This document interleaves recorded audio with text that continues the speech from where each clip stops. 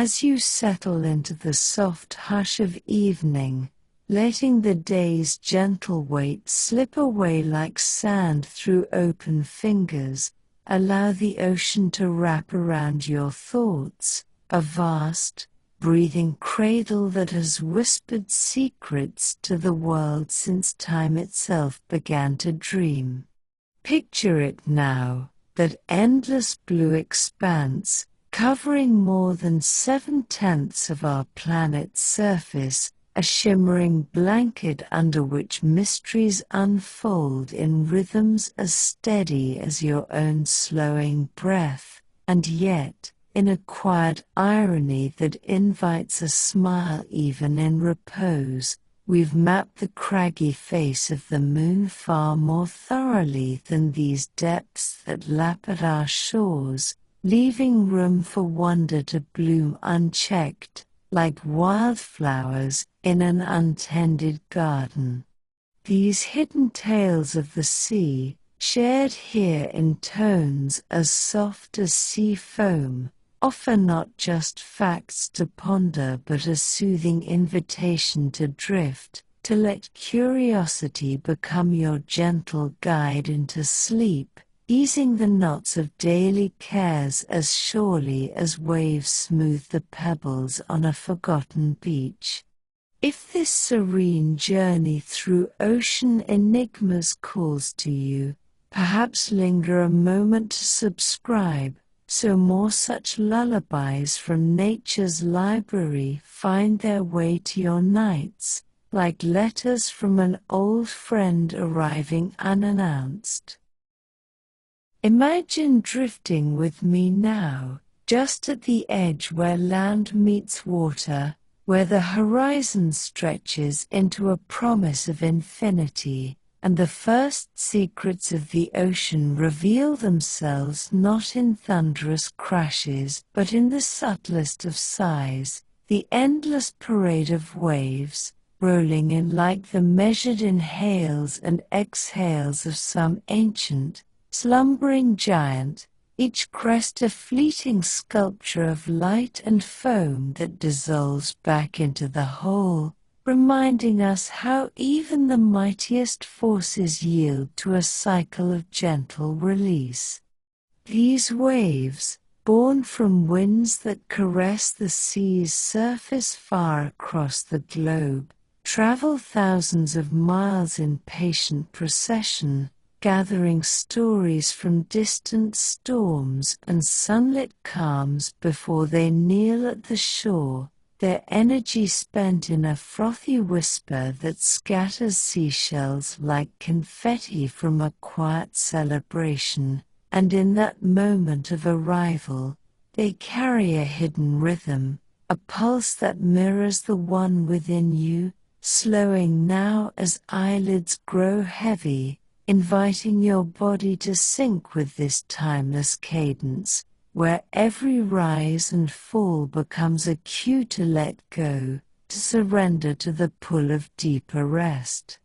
It's in these surface dances that the ocean first shares its reassuring embrace, teaching us through touch and sound that mysteries need not overwhelm, but can instead cradle, like a mother's hand on a fretful brow, turning the unknown into a source of serene familiarity. Let that sink in now, like a slow breath drawn from the depths. From this liminal space, where feet might still feel the cool kiss of wet sand, our gaze lifts to the play of sunlight across the water, a mesmerizing interplay that transforms the ordinary into poetry, as rays pierce the undulating skin of the sea, scattering into 1,000 diamonds that dance and flicker like fireflies at twilight, each glint a brief autobiography of light's journey from the sun's fiery heart to this cool, receptive blue. This phenomenon, often called the glitter path or the path of dancing light, unfolds as the water's gentle undulations bend and refract those golden threads, creating a pathway that seems to lead straight to the horizon's heart, a visual lullaby that soothes the eyes much as a melody does the ears. And if you've ever stood at dusk by a lake or pond, watching that shimmering trail invite impossible walks across the waves, you'll know this magic intimately, a shared human delight that bridges the gap between observer and observed, whispering that the world's beauty is not distant but woven into the very air we breathe. Here, in the ocean's surface sheen, lies a first layer of mystery. Why does this light choose such playful forms, bending to the sea's whim like a performer attuned to an unseen conductor?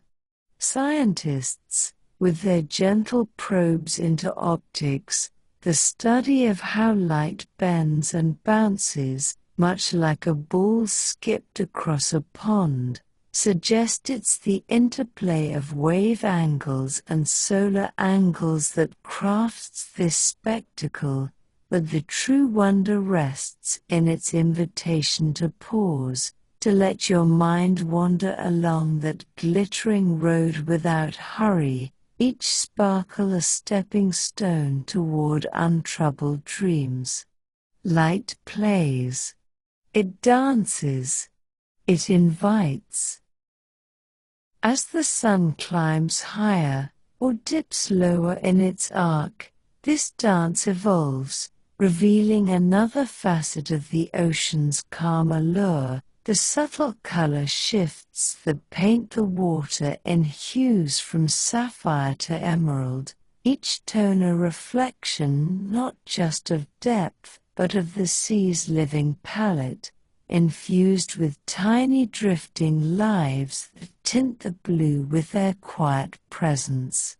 Consider the phytoplankton, those microscopic wanderers, like confetti from an underwater parade, so small they're invisible to the naked eye yet numerous enough to feed the entire marine symphony. They harness sunlight in a process akin to a forest's whisper to the air, turning light into life through photosynthesis, that elegant alchemy where carbon whispers become oxygen sighs, sustaining not only fish and fowl, but the very breath we draw on distant shores.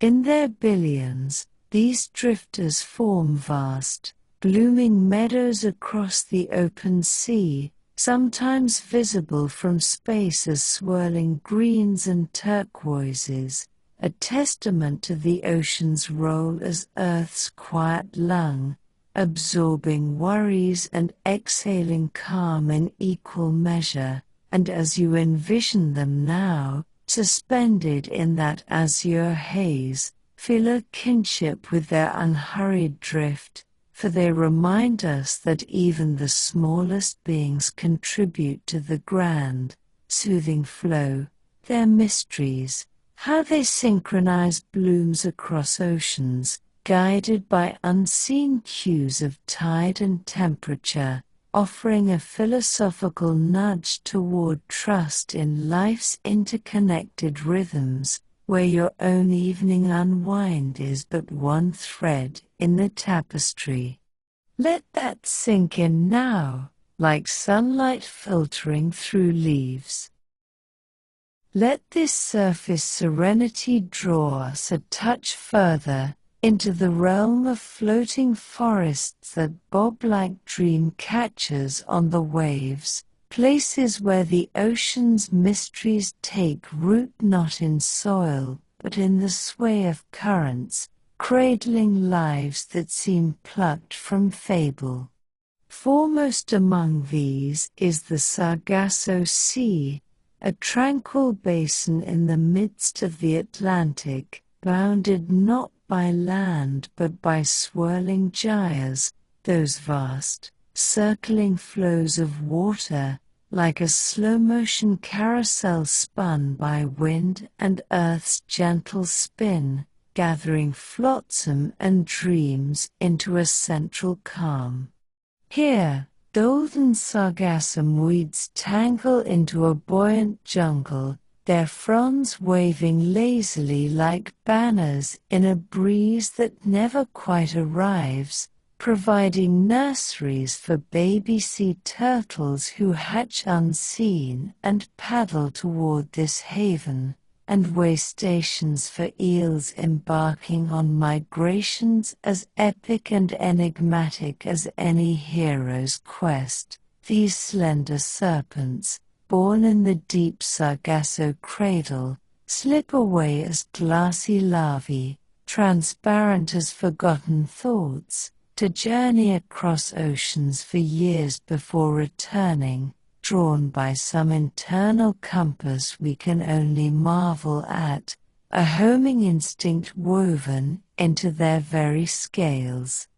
The wonder of it all lies in the patience required. The eel's odyssey spans a decade, a lifetime in human terms, yet unfolds with the serene inevitability of seasons turning, mirroring how our own paths, though winding, lead inexorably toward rest, and in contemplating this, a subtle reassurance emerges that mysteries like these are not puzzles to solve but companions to carry into sleep, their unresolved grace a balm for the soul's quiet corners, just as the tides teach us to accept the pull and release. Drifting alongside these seaweed realms are the ocean's nomadic islands of plastic and driftwood, gentle reminders of our own hand in the sea's story. Yet even here, nature weaves redemption.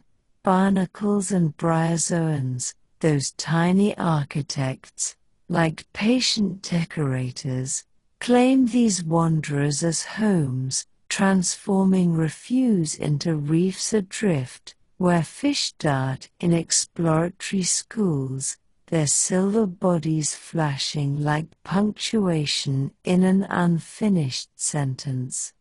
This interconnected web, from weed to wreckage, illustrates the ocean's forgiving philosophy, how it gathers and reshapes what comes its way, much as a good night's rest gathers the fragments of the day into coherent piece. And if you've ever watched debris bob on a river or tide pool, you'll sense that shared pulse, the way the water holds without judgment, inviting us to do the same for our wandering minds.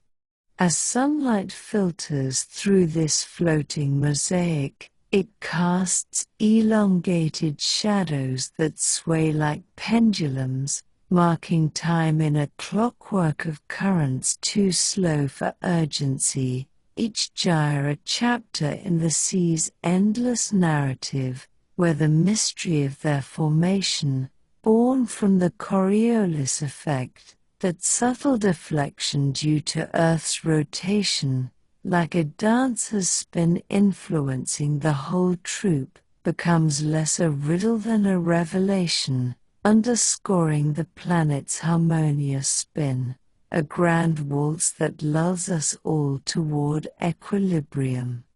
Let that turn gently now, like a leaf in the breeze. Now, as the light begins to soften toward afternoon's golden haze, consider the tides themselves, those majestic ebbs and flows that sculpt coastlines with the patience of poets etching verse, rising and falling in obedience to the moon's distant pull, a gravitational conversation across void and water that spans the globe in synchronized swells. Twice daily, this tidal ballet lifts the sea's skirt to reveal hidden worlds, mudflats alive with burrowing clams that squelch like secrets unearthed, rock pools cradling anemones in their pastel grasp, each a microcosm of resilience where the incoming rush deposits nutrients like gifts from the deep, fostering blooms of life that thrive in the brief window of exposure. The moon, our silvery nightlight in the sky, exerts this influence through gravity's tender tug, creating bulges in the ocean's skin that chase each other around the earth, a phenomenon explained simply as the water's response to celestial embrace, yet laced with enigma in places like the Bay of Fundy, where tides climb 30 feet or more, transforming narrow inlets into thundering cataracts one moment and tranquil mirrors the next. In their predictability laced with power, tides offer a reassuring metaphor for sleep's own cycles, the slow build of drowsiness, the peak of surrender, the gentle recede into morning, reminding us that even the wildest forces operate in cycles of care, inviting a philosophical drift toward acceptance, where the ocean's rhythms become our own, washing away the residue of wakeful striving, just as the earlier waves sync with our breaths to guide us deeper. From these tidal whispers, our thoughts lap toward the wind's role in the surface symphony, those breezes that skim the waves like fingers trailing over silk, birthing white caps that froth and fade in effervescent brevity, each one a fleeting sculpture born of friction between air and water, carrying scents of salt and distant storms to mingle with the shore's earthy breath.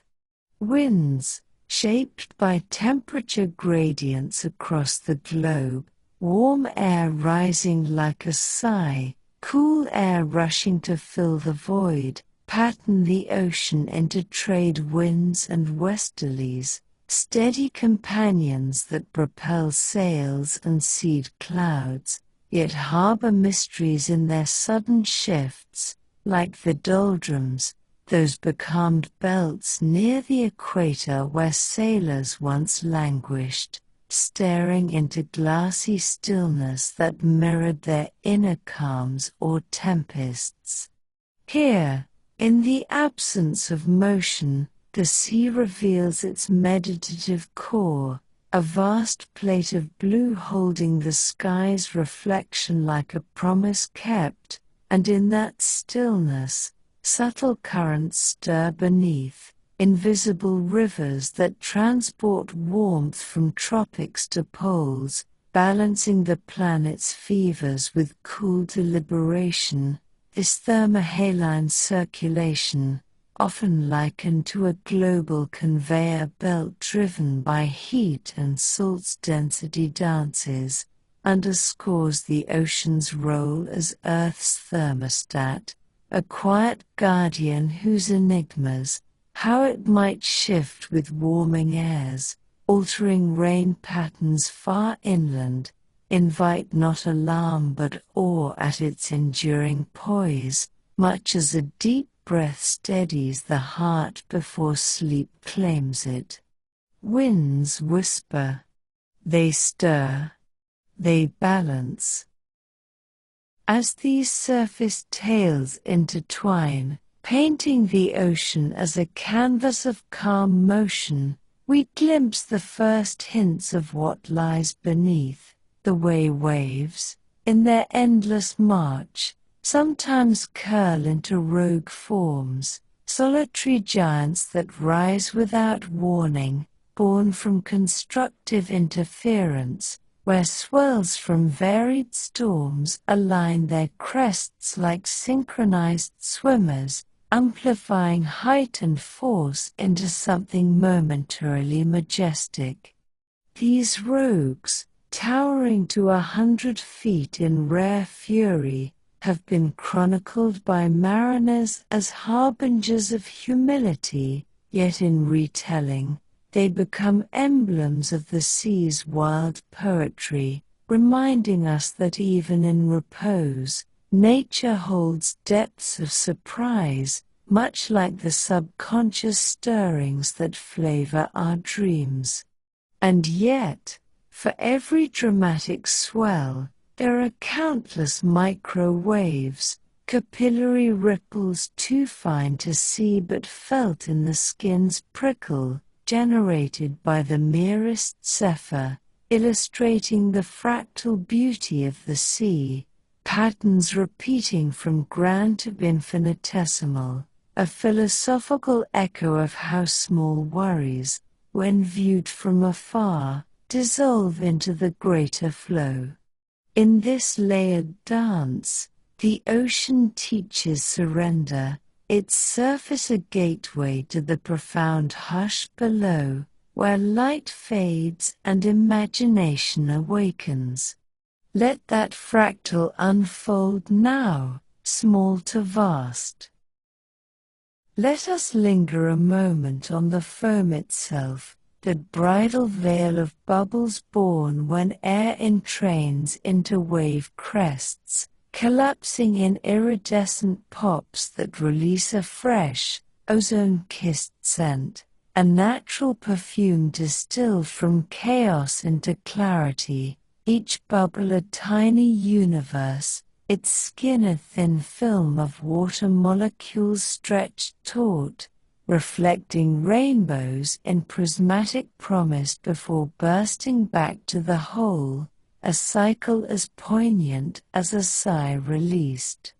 This effervescence, laced with organic whispers from planktonic feasts, carries the sea's voice to our nostrils, evoking memories of childhood paddles or stormy walks, those shared human threads that bind us to the blue, and in its transience, foam embodies the gentle philosophy of letting go, where mysteries like the exact chemistry of its persistence, surface tension's delicate balance, akin to the skin holding a water droplet's shape, serve not to perplex but to poeticize the everyday, turning the act of watching waves into a meditative rite, priming the mind for the velvet descent into slumber. Bubbles rise. They shimmer. They fade. As the sun traces its languid arc, casting the water in amber glows that deepen toward indigo, the surface begins to hush, mirroring the world's winding down, and in that transition, another vignette emerges, the mirages that tease the horizon, those shimmering veils where sea and sky bleed into illusion, born of temperature inversions that bend light like a funhouse mirror, conjuring distant ships hull up or upside down, as if the ocean dreams in reflections. Sailors of old spun yarns from these apparitions, tales of phantom islands or beckoning ghosts, yet science softens them into wonder, refractione Euro TM's playful warp, where warmer air over cooler water curves raise earthward, revealing what's hidden miles away, a natural telescope unveiling the curve of the planet itself. For you, reclining now in the hush of your sanctuary, these optical enigmas offer a reassuring parallel to the mind's own illusions at day's end, those fleeting thoughts that distort then dissolve, leaving clarity in their wake. Imagine drifting towards such a mirage, not in pursuit but in acceptance, letting it blur into the broader blue, a subtle call to release the grasp on certainties. Mirages tease. They reveal. They dissolve. With these illusions fading into the reliable vastness, we turn our gaze to the seabirds that skim the swells, their wings slicing air with effortless grace, dipping to snatch silver flashes from the brine, gulls with cries like laughter muffled by wind, albatrosses gliding on invisible thermals for hours without a flap, masters of the boundary where ocean meets atmosphere. These aerial nomads, attuned to the sea's moods, follow currents rich in forage, their migrations mapping invisible highways across the globe, enigmas in their navigation. How do they sense magnetic fields, like living compasses, or read the stars' subtle script through cloud? In their poised sovereignty, they embody the uplift of freedom within limits, soaring above the waves that buoy them indirectly, a reminder that mysteries elevate rather than ensnare, much as pondering them now lifts the spirit toward serene altitudes, where worries scatter like wake from a passing skiff. Wings lift. They glide. They return. Yet even these sky dwellers hint at the depth's pull, for their prey often rises from below, schooling fish that breach in acrobatic leaps, arcs of muscle and scale catching light in midair, a burst of life against the monotone blue. These leaps, propelled by lateral lines, sensory canals along their sides, like underwater whiskers attuned to pressure waves, serve escapes from shadows beneath or joyful communications, their synchronized ballets evoking the ocean's hidden choreography, where surface vivacity is but the overture to submerged symphonies.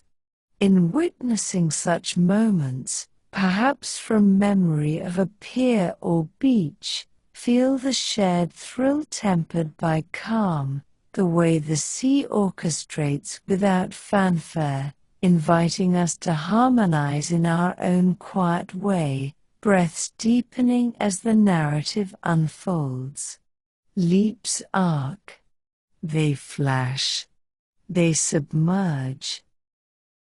As Twilight's fingers brush the waves, turning crests to molten silver, the ocean's surface yields one more gift, the phosphorescence that awakens in stirred waters, a soft glow from disturbed plankton, dinoflagellates, those spinning specks that ignite in chemical courtesy when waves jostle them, like stars shaken from a blanket, trailing comet tails in the wake of oars or dolphins' leaps.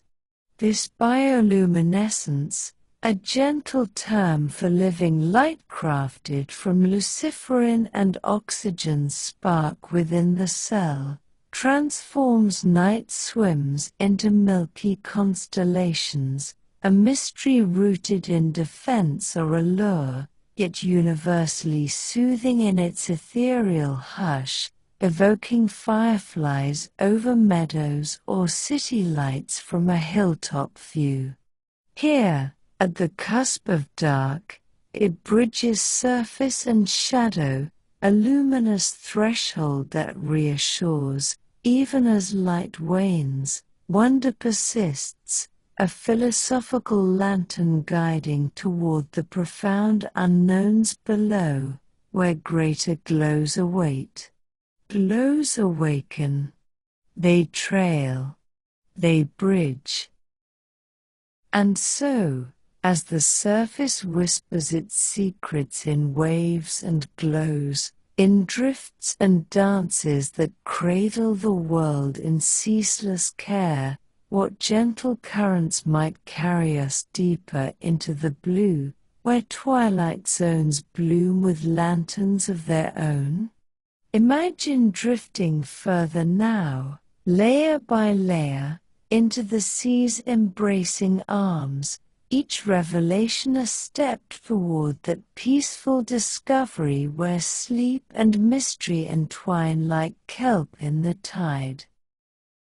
Those gentle currents, soft as the sigh of forgotten lullabies, begin their subtle guidance just beneath the skin of the sea, where the shallows unfold like pages in an open book, inviting us to linger in realms where light still reigns but begins to share its throne with shadow, a transition as natural as breath deepening into evening's hush.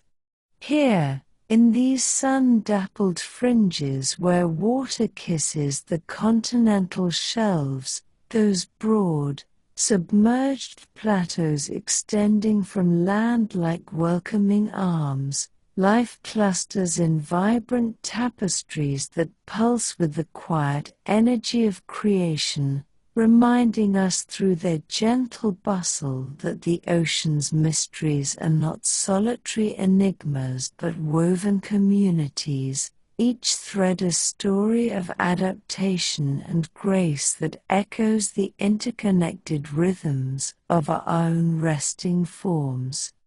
As you allow your thoughts to settle into this liminal glow, feel the reassurance of these shallows. They are the sea's threshold, a place of emergence where the raw pulse of the deep tempers into something approachable, like the first stars pricking the dusk sky, offering points of light to navigate by without overwhelming the gathering dark.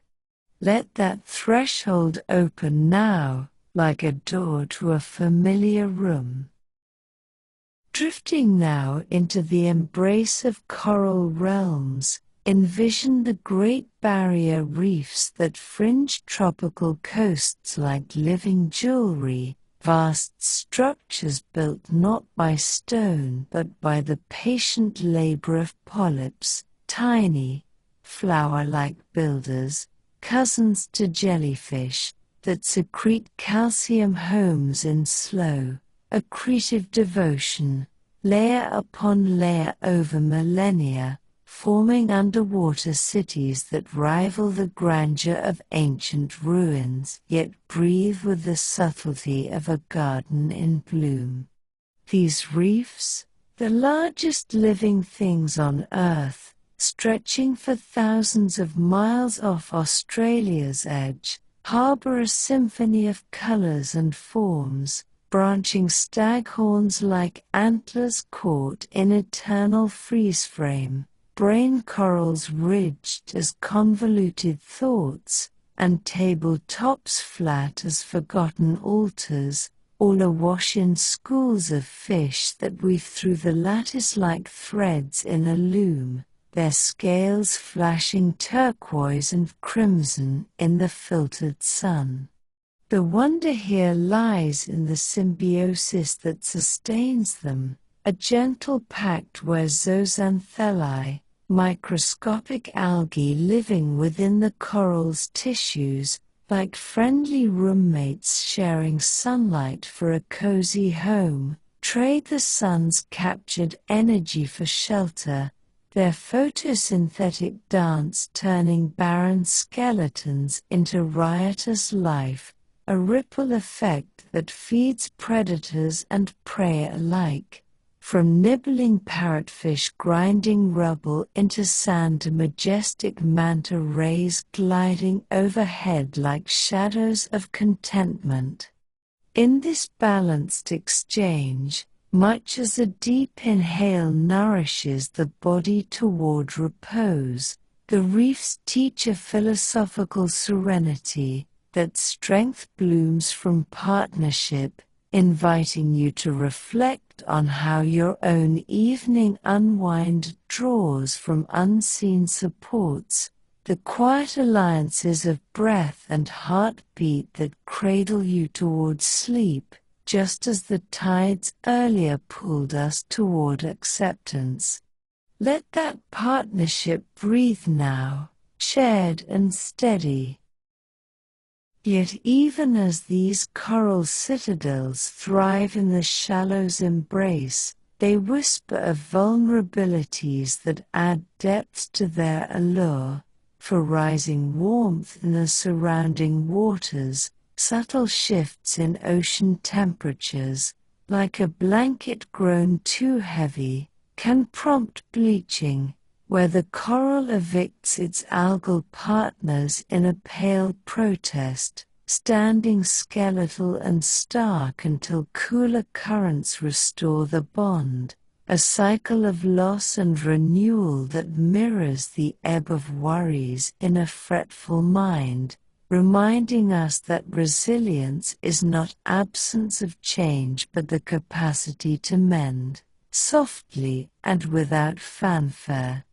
Imagine paddling above such a recovering reef, the water clear as thought, where the first green tinges return like hope's tentative buds, and in that vision, a reassuring uplift emerges. These shallows, for all their fragility, endure as cradles of biodiversity, home to a quarter of marine species in waters no deeper than a dive bell's reach. Their mysteries, how they engineer ecosystems from mere minerals, fostering a sense of empowered wonder, as if the sea confides that even in our most tender states, creation persists, layer by gentle layer. Colors fade. They mend.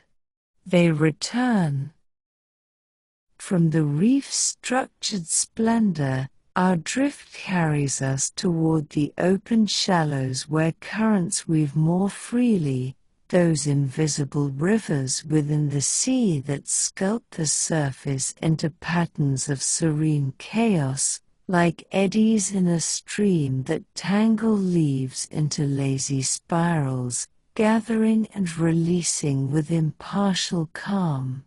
These ocean eddies, born where swift flows meet obstacles or meander in their paths, much like the twist of bedsheets in a restless night, coiling around the form they hold, can span miles, trapping nutrients and drifters in rotating arms that spin clockwise or counter in obedience to Earth's gentle spin, creating ephemeral oases amid the vast blue.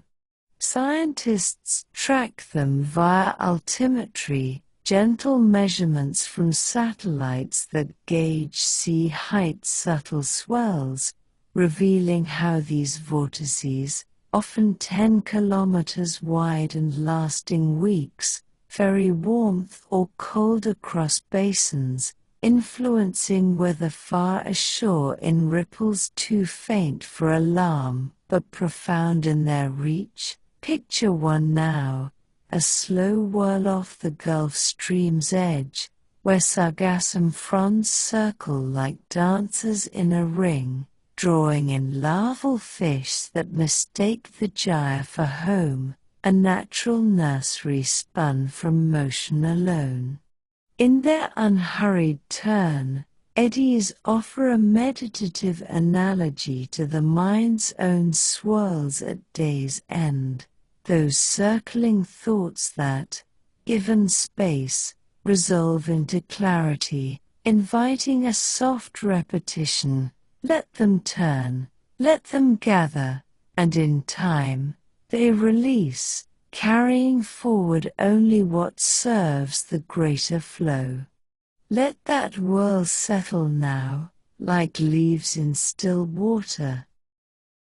Interwoven with these eddies are the grander gyres that command the ocean's basins, those planetary scale circulations where trade winds and westerlies conspire with Earth's spin to form clockwise carousels in the subtropics, counterclockwise in the north, vast loops that encircle like patient guardians, collecting the sea's flotsam into central calms. The North Pacific gyre, for instance, a sprawling vortex twice Texas's size, draws plastics and twigs from distant rivers, amassing them in the Great Pacific Garbage Patch, not a solid island but a soupy mosaic, where debris fragments into microbits that mimic plankton, fooling filter feeders into unwitting meals. Yet even here, the gyre's philosophy shines through adaptation. Barnacles encrust the wanderers, turning trash into habitats, and seabirds nestle amid the tangle, their webs of life persisting in quiet defiance. This gathering, explained simply as the Coriolis forces deflection, like kids twirling on a playground merry-go-round, nudging riders outward, connects hemispheres in unseen threads, ferrying heat from equator to poles, moderating climates with a thermostat's steady hand. And as you contemplate this global embrace, feel the serenity of belonging to such a web, where your own drift into rest is echoed in the current's impartial hold, a reminder that mysteries of scale, from the eddy's curl to the gyre's sweep, unite us all in harmonious motion, just as the earlier winds balanced the surface's stir. Loops encircle. They gather. They connect. Let this circling grace lead us to the floating worlds they cradle, expansions of the Sargasso's whisper into other nomadic havens where the sea's surface becomes a canvas for emergent ecosystems, untethered and adrift like thoughts freed from anchor. Beyond the Atlantic's golden meadows lies the ephemeral raft of the Southern Ocean, where Antarctic krill swarm in clouds billions strong, their bioluminescent pulses, soft chemical glows akin to underwater fireflies, lighting the underbelly of ice floes that carve and drift northward, carrying penguin colonies on seasonal voyages, each bird a mobile arc sculpted by wind and wave into fantastical shapes, arches and spires that melt into the brine over months, releasing freshwater kisses to warmer climes. These ice islands, born from glacial tongues that creep seaward like slow exhalations, harbor mysteries in their stratified layers, blue veins of ancient air bubbles trapped millennia ago, whispering of climates passed through isotopes, those atomic fingerprints that scientists read like diaries in ice cores, revealing how the ocean's drifts have buffered Earth's fevers since the last ice age. In their majestic passage, much as a deep breath carries tension away, these flows invite philosophical reflection. What burdens do they bear for us, these silent couriers, and in their dissolution, what renewal do they promise, fostering a quiet empowerment to release our own held weights into the flow? Let that passage melt now, slow and renewing. Shifting with the subtlety of a tide's turn, consider the kelp forests that fringe colder shallows, towering canopies of brown algae that sway like underwater bamboo groves, reaching 40 meters from seafloor to surface in California's Monterey Bay, where holdfasts grip rocky beds with root-like tenacity, and fronds unfurl in current-kissed ballets, providing corridors for sea otters to twirl in playful hunts, cracking urchins on stones like nuts in a velvet pouch. These kelp realms, ecosystems unto themselves, teem with a hush of hidden lives, abalone grazing in shadowed nooks, wolf eels coiling in lairs woven from detritus, and Garibaldi fish patrolling neon territories, their orange flash a punctuation in the green gloom, the mystery of their rapid growth, up to half a meter a day, fueled by nutrient upwellings that bubble cold waters to the sun, lies in a carbon sponge's devotion, absorbing CO2 like a forest sigh, yet vulnerable to warming's unraveling, where warmer seas stunt the blades, a gentle warning echoed in everyday wilts of garden greens under summer's gaze,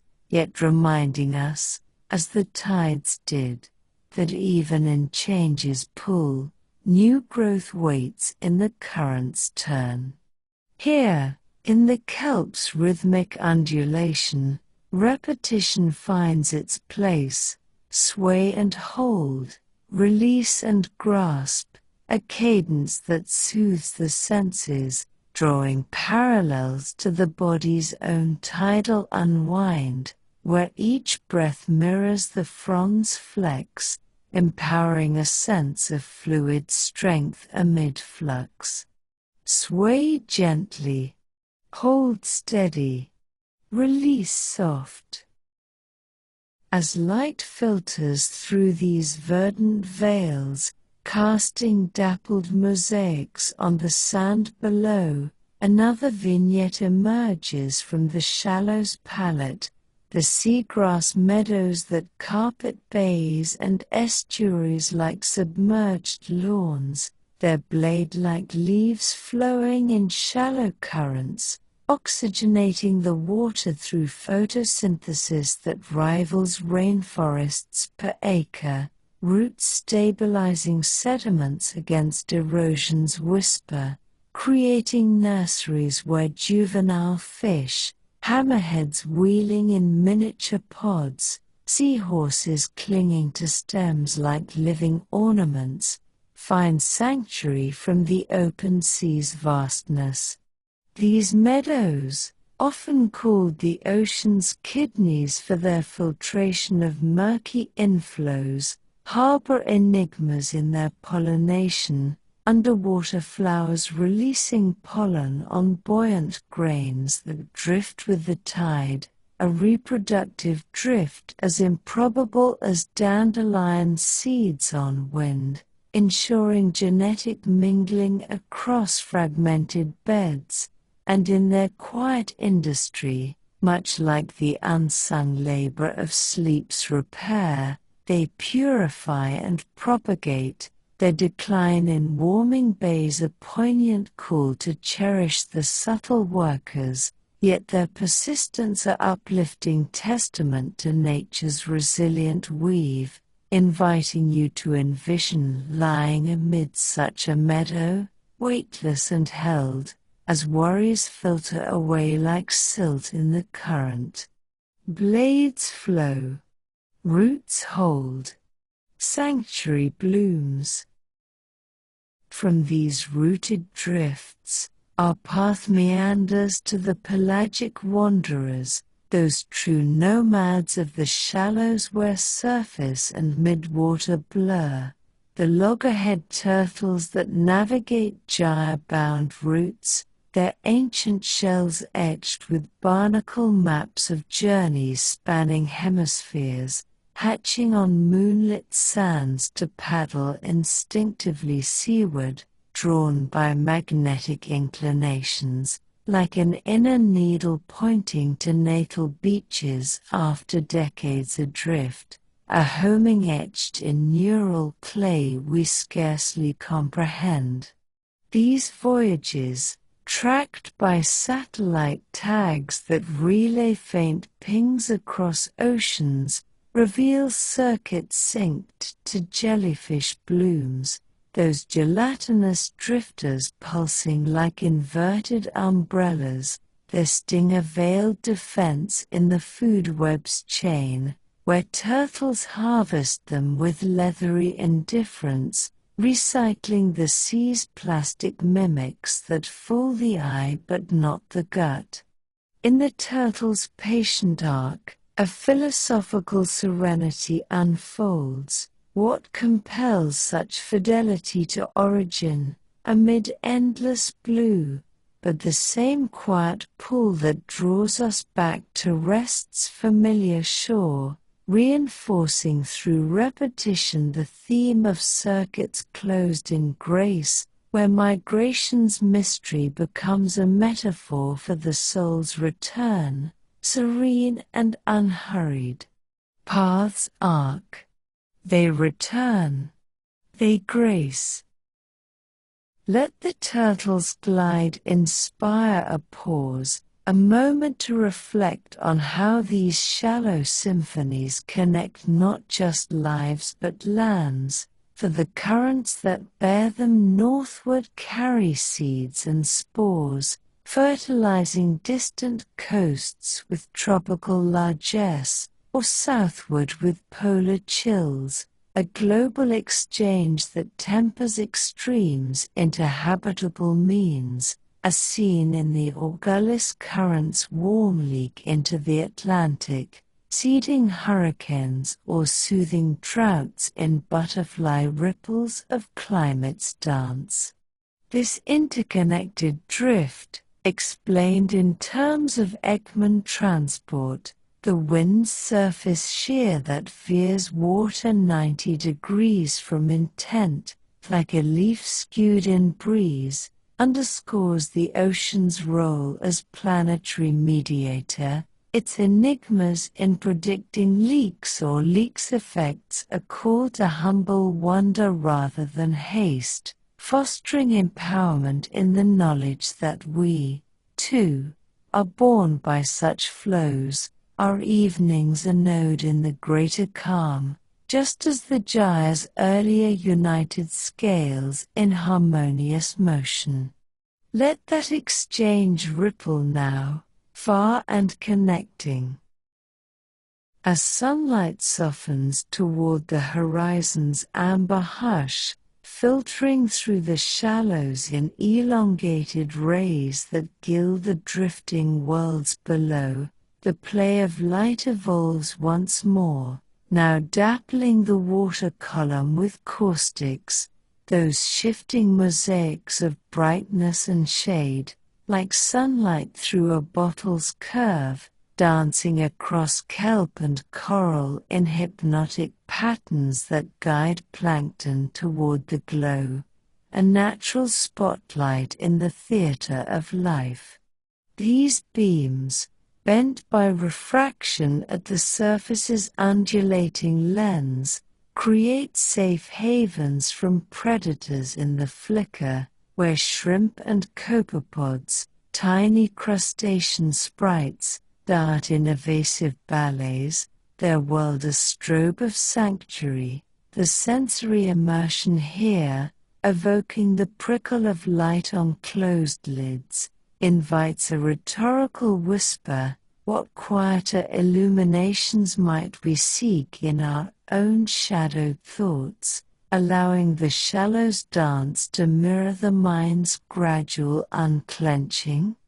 In this luminous interplay, repetition of light's gift reinforces the theme. It reveals, it conceals, it sustains, a poetic flourish that ties the vignettes into wholeness.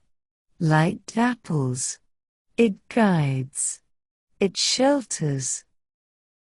Yet as the day wanes, these shallows yield their brightest secrets to the encroaching twilight, where the water holds its breath in anticipation, the golden haze deepening to sapphire veils that hint at the profounder hush below, and in that suspended breath, a subtle irony touches the scene. The very light that animated the drifts now fades, not in loss but in invitation, drawing the eye and the imagination toward realms where shadows bloom into living lights, those bioluminescent whispers that turn the dusk into a canvas of gentle sparks.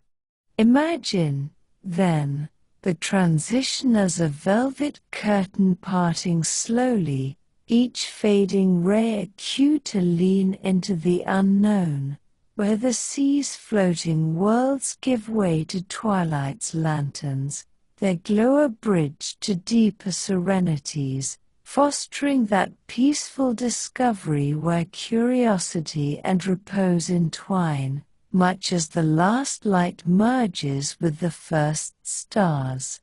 And so, with the shallows' gifts lingering like echoes in the mind, what soft illuminations might await in the gathering blue, ready to cradle your drifting thoughts further still? Those soft illuminations, emerging like timid stars from the twilight's deepening fold, reveal themselves in the ocean's mesopelagic zone, that vast, crepuscular realm between 200 and 1,000 meters deep, where sunlight surrenders its last whispers to an eternal dusky blue, a place as liminal as the moment between wakefulness and dream, where the water's embrace grows cooler and more intimate, cradling forms adapted to a world of subtle gradients and profound quiet. Here, in this twilight expanse that envelops the globe like a silken shroud, bioluminescence blooms not as spectacle but as necessity, a living light woven from chemical poetry within the very tissues of its bearers, turning the void into a canvas of gentle flickers that speak of resilience and hidden kinship, much as the faint glow of a bedside lamp invites the eye to linger without strain. As you allow your imagination to descend with these currents, feel the reassurance of this zone. It is the sea's transitional hymn, where darkness is not absence but a canvas for creation, each spark a reminder that even in obscurity, wonder persists, softly illuminating the path toward deeper repose. Let that hush settle now, like dusk on a quiet lake. Envision first the jellyfish that drift through these shadowed waters, their bells pulsing with the unhurried rhythm of a slowing heart, translucent orbs that contract and expand like breaths drawn in velvet silence, propelling them upward in nightly migrations that span hundreds of meters, a vertical odyssey synced to the sun's unseen arc. These ethereal wanderers, from the luminous moon jelly with its four-lobed glow to the deeper dwelling helmet jellies crowned in crimson veils, harness bioluminescence through proteins called equorins, simple molecules that, when stirred by calcium's touch within the cell, release blue-green photons in a cascade akin to a firework's quiet unraveling in the night sky, or the quiet pop of a glow stick cracked in a dark room, turning chemistry into a soft, steady shine that lasts just long enough, a light born not of fire but of life's intimate alchemy. This glow serves as both beacon and veil, luring prey with false promises of planktonic feasts or startling predators with explosive bursts, flashes that ripple outward like ripples from a pebble in a still pond, scattering threats into the gloom. And if you've ever watched fireflies weave their Morse code across a summer meadow, or city lights pulse from a distant skyline at dusk, you'll sense that shared poetry, the way these jellies transform isolation into communion, their trails etching temporary constellations that foster a philosophical serenity. In the vast alone, connection flickers eternal, much as your own thoughts, adrift in evening's hush, find solace in remembered gleams. Let that cascade glow now, soft and inviting. From the jelly's nomadic grace, our descent lingers on the siphonophores, those colonial ghosts that masquerade as single entities but unfold as floating cities of specialized polyps, each tendril a dedicated artisan in the symphony of survival, trailing silken nets that snare copepods and krill in unsuspecting drifts. Among them, the Portuguese man-o'-war's deep-sea kin deploy bioluminescent lures like dangling jewels, their blue sparks, photons sparked by luciferin oxidizing in the presence of luciferase, an enzyme that acts as nature's gentle match, drawing in the curious with hypnotic pulses, only to ensnare in nematocyst barbs that fire like whispered accusations, tiny harpoon-like stingers injecting venom that paralyzes in seconds. Yet in this predation lies no cruelty but elegant economy, a ripple effect that recycles the Twilight's bounty upward to surface feeders and downward to scavengers, sustaining the food web's delicate poise. Picture one now, a chain of light undulating through the blue-black, its glow a subtle irony, beauty as both invitation and trap, echoing how the mind, in quiet reflection, ensnares distractions to release them transformed, inviting an uplifting pause. What hidden lures might your own depths hold, ready to illuminate paths long overlooked? Let that chain undulate now, pulsing in the quiet. Interwoven with these drifters are the squid that claim the twilight as their canvas, masters of ink and illusion whose mantles shimmer with chromatophores, pigment cells that expand and contract like living pixels, blending camouflage with covert signals, yet it is their photophores, those embedded light organs lining the body like a constellation's map, that truly enchant, emitting synchronized flashes in codes we can only intuit, perhaps mating dances or schooling cues passed in the dark. The Hawaiian bobtail squid, for instance, hosts symbiotic bacteria in its light organ, a ventral glow that mimics moonlight filtering from above, erasing the silhouette's shadow to full watchful eyes below, a mutualism where the microbes thrive in nutrient-rich haven while gifting the squid invisibility's cloak, this bacterial bioluminescence, a bacterial luciferase igniting the same luciferin spark, unfolds as a nightly ritual, the squid expelling most guests at dawn to reset the colony, a cycle of hospitality and renewal that mirrors the body's own nocturnal housekeeping, purging the day's debris in sleep's gentle tide.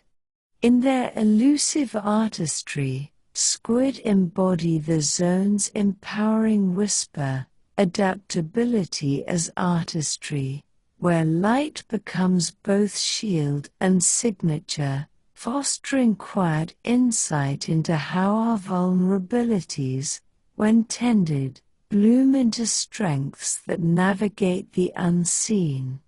Let that chemical poetry simmer now, a quiet spark in the dark. As these lights weave their subtle web, consider the hatchetfish that slice the midwaters with asymmetric bodies, their upturned eyes scanning the gloom like vigilant sentinels, ventral photophores arrayed in rows that emit a downward beam to match the faint blue penetration from above, a counter-illumination that renders them ghosts amid the blue, invisible to the hunt below. These silver slivers, named for their blade-like profiles, descend by day and ascend at night in the largest animal migration on Earth, trillions strong, a silent exodus that pumps carbon to depths, sequestering it from the air in oceanic vaults, their glow a vigilant adaptation, tuned to the spectrum's edge where blue dominates, like city dwellers blending into neon haze. The mystery here, laced with wonder, lies in the precision of this mimicry. How do they calibrate intensity to the variable veil of surface light, a neural artistry we glimpse through submersible eyes, yet one that reassures through its ingenuity, turning potential peril into poised evasion, much as a deep breath in uncertainty steadies the soul. Repetition in their nightly rise a rhythmic affirmation of endurance's grace. Beams match. They hide. They rise. Let this ascent's echo draw us to the lanternfish, those myriads of midwater minnows whose flanks sparkle with an orchestra of lights, photophores dotting like freckles on a twilight sky, flashing in patterns that school them into protective clouds, baffling predators with a disco of distraction. Numbering perhaps 10,000 species, they form the mesopelagic's backbone, their upwellings at dusk fertilizing surface blooms in nutrient rain, a vertical ferry that connects realms in unseen reciprocity. Each flash, a brief enzymatic burst, serves communication's hush, perhaps warnings of approaching shadows or invitations to kin, evoking the firework displays of holiday nights, where bursts of color unite the gathered in shared awe.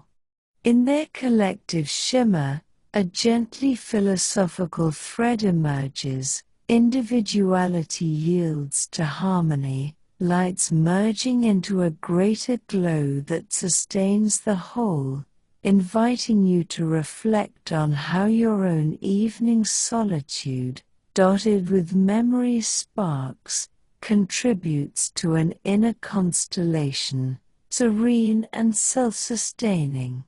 Flashes school. They baffle. They unite.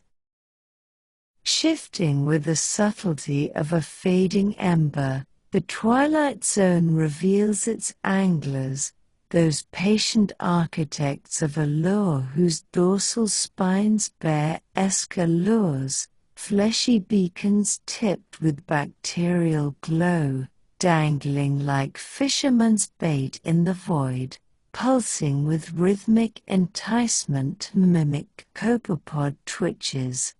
The frogfish, squat and fringed like a deep-sea friar, or the dragonfish with fangs curved in predatory prayer, wait motionless for hours, their lures light a chemical siren call, luciferin-luciferase duet drawing the unwary into jaws agape, this bioluminescence, often bacterial symbiosis where the host provides sugars for the tenant's spark, underscores the zone's quiet drama, predationless performance, where the hunter's patience mirrors the prey's fleeting trust, a balance that ripples through the ecosystem, ensuring no excess dominates the hush.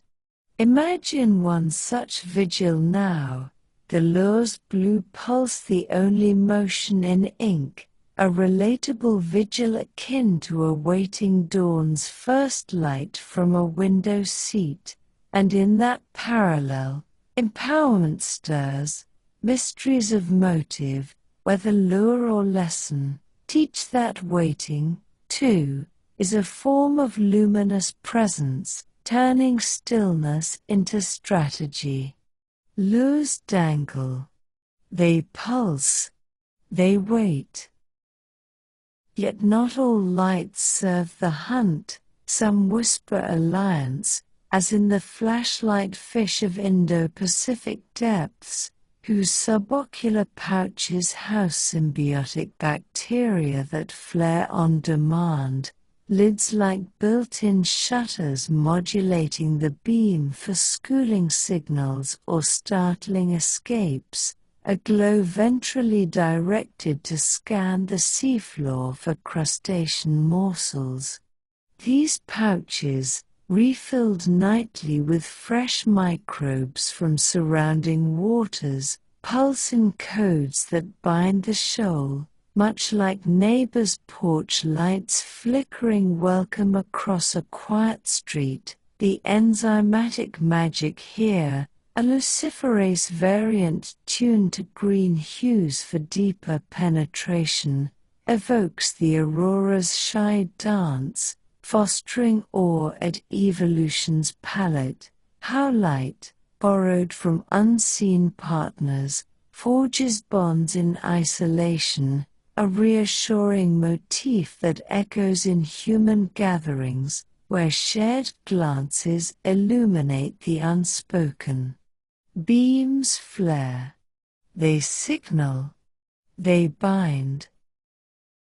As vignettes of glow accumulate like fireflies in a jar, consider the comb jellies that ribbon the twilight with iridescent rows of cilia, combs refracting ambient light into rainbow shimmers, augmented by true bioluminescence in stressed bursts, milky trails that deter or dazzle, their gelatinous forms collapsing and reforming with amoebic fluidity, 80% water yet harboring the sea's quiet might.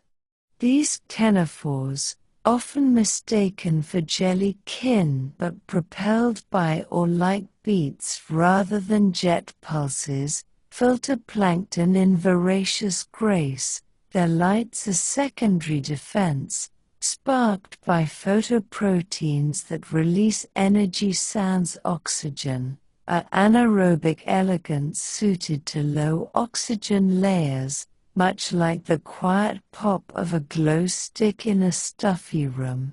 In their prismatic drift, a subtle observational touch arises, the irony of being so fragile yet so radiant, mirroring how our own vulnerabilities, when expressed, draw empathy's gentle orbit, inviting a rhetorical pause. What inner rainbows might flicker in your twilight thoughts, ready to refract the day's dim into dream's spectrum?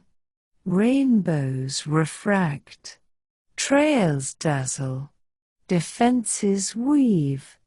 Repetition finds its rhythm in the zone's pervasive blue, the dominant wavelength that penetrates deepest, shaping all illuminations to its hue, a spectral signature that unites disparate glows in harmonious understatement, like a chorus tuned to one key, ensuring signals travel farthest in the murk. This monochromatic mandate, born of water's selective absorption, reds fading first, blues lingering like loyal echoes, philosophically underscores unity in diversity, myriad forms, one light, a serene reminder that beneath surface variances, shared essence binds, much as breaths align in a room of sleepers, fostering interconnected calm. Blues linger. They unite. They bind. From these communal sparks, our gaze turns to solitary enigmas, the vampire squid that cloak the oxygen minimum layers with webbed arms fringed in fleshy sails, their bioluminescent pearls, photocytes lining the skin that eject in defensive clouds, mimicking a larger threat to confound pursuers. Not true vampires but detritivores sifting marine snow, organic flakes drifting from above like manna in the void, their glow, a photoprotein flash sans ongoing fuel, serves escape's poetry, arms curling inward to cloak the body in living shadow.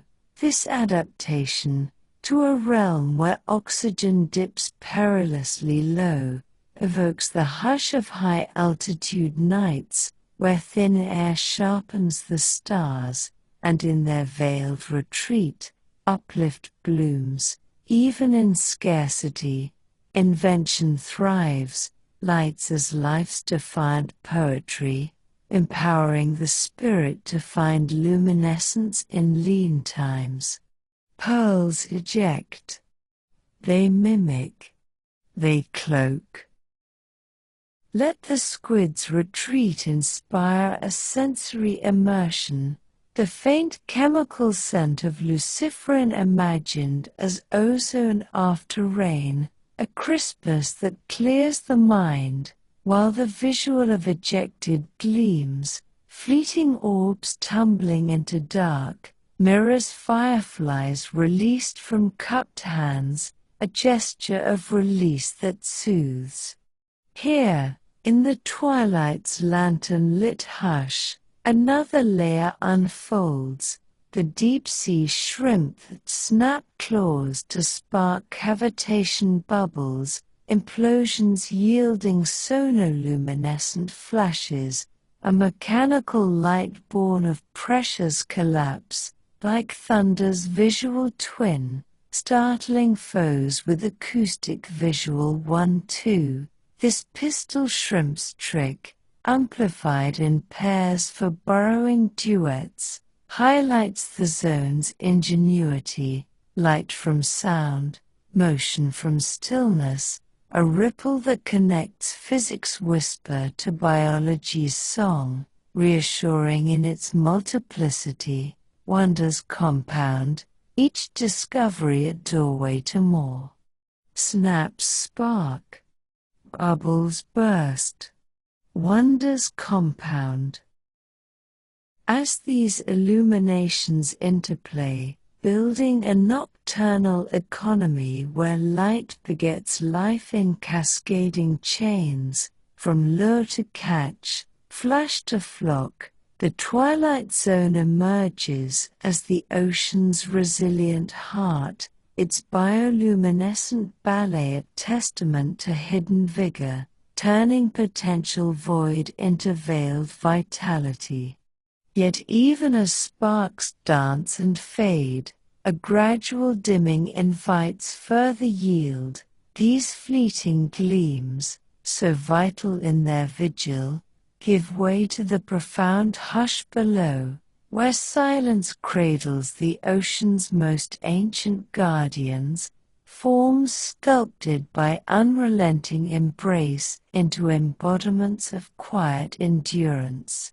Imagine descending now a velvet staircase, step by hushed step, into realms where light's legacy lingers not in flash but in form, adaptations that whisper of survival's serene art, ready to enfold your contemplations deeper still, where the blue yields to black and mysteries deepen like dreams unspooling in the night.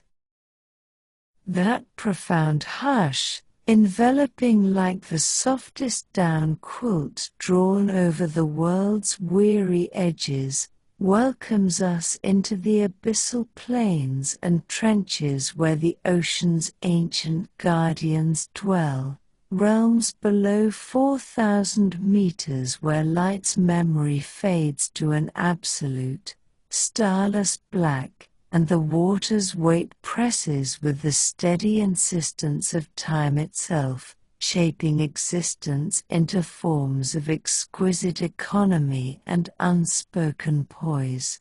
Here, in the bathypelagic and hadal zones, those deepest folds of the sea, cradling 90% of the ocean's volume yet explored by humanity in slivers thinner than a whisper, the pressure mounts to hundreds of times that of the surface, a hydrostatic embrace explained simply as the cumulative hug of water molecules stacked mile upon mile, compressing gases and fluids into denser harmonies, much like the gentle squeeze of a loved one's hand that steadies the fluttering heart.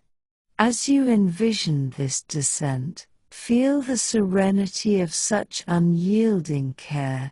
It is not a crush but a forge, molding life into resilient transparencies and gelatinous graces that remind us, in our own cocooned rests, how constraint can birth profound freedom, each adaptation a quiet testament to the sea's philosophy of endurance without complaint, inviting your thoughts to settle deeper, layer by yielding layer, into this cradle of calm.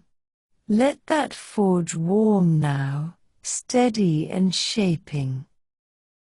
Consider first the Mariana Trench, that sinuous scar in the Pacific's floor plunging nearly 11 kilometers, deeper than Mount Everest towers above the plains, a chasm born from tectonic plates grinding in slow, continental ballets, their subduction swallowing crust like a patient swallow of Earth's restless fire. Within this hadal vestibule, where temperatures hover near freezing and darkness reigns absolute, life persists not in defiance but in delicate accord, with amphipods, scavenging crustaceans the size of a hand, armored in translucent chitin that yields to pressure's mold like clay under a sculptor's palm, scuttling across sediments in opportunistic feasts, their bodies bloated with lipids for buoyancy in the brine, a fatty float akin to the insulating warmth of a winter blanket drawn close. These tiny nomads, thriving where land dwellers would shatter, embody the abyss's reassuring irony. What seems inhospitable blooms with vigor, their scavenging webs recycling fallen matter from surface rains, marine snow, those organic flakes drifting like confetti from shallower banquets into sustenance that sustains the deep sparse economy. a ripple effect that connects the sunlit shallows to this lightless larder, fostering a philosophical uplift. In our moments of deepest quiet, do we not, too, draw nourishment from unseen falls, transforming descent into quiet renewal? Let that snow drift now, soft and sustaining. From the trench's echoing vaults, our gaze drifts to the extremophiles that speckle these depths, those microbial marvels, archaea and bacteria, single-celled sentinels smaller than a pinprick, that harness chemosynthesis, a dark alchemy where chemical bonds from vent fluids, rich in hydrogen sulfide, replace sunlight's kiss, forging sugars from the earth's volcanic breath much as a hearth draws warmth from hidden coals. At hydrothermal vents, black smokers spewing mineral-laden plumes like underwater geysers, these pioneers cluster in mats that carpet chimneys of rock, their enzymes, heat-loving proteins that coil and unfold without denaturing, like resilient springs in a forgotten clock, enabling life at 90 degrees Celsius and crushing tons per square inch, a pressure that would pulp our bones yet here molds membranes into flexible fortresses. The wonder lies in their ubiquity, from alkaline seeps mimicking primordial soups to icy brine pockets in seafloor sediments. These microbes underpin entire oases, feeding tube worms that wave crimson plumes like blood-red flags, their sulfur-storing tissues a symbiotic bargain where host and guest trade toxins for nourishment. Imagine them now, invisible architects in the gloom, and sense the empowerment they whisper. In the harshest voids, invention thrives, a gentle reminder that our own inner fortitudes, forged in trials, harbor similar unyielding sparks, ready to illuminate the soul's quieter chambers as sleep approaches. Much as the twilight's lanterns above turned void into veiled vitality. Let that alchemy brew now, warm in the dark.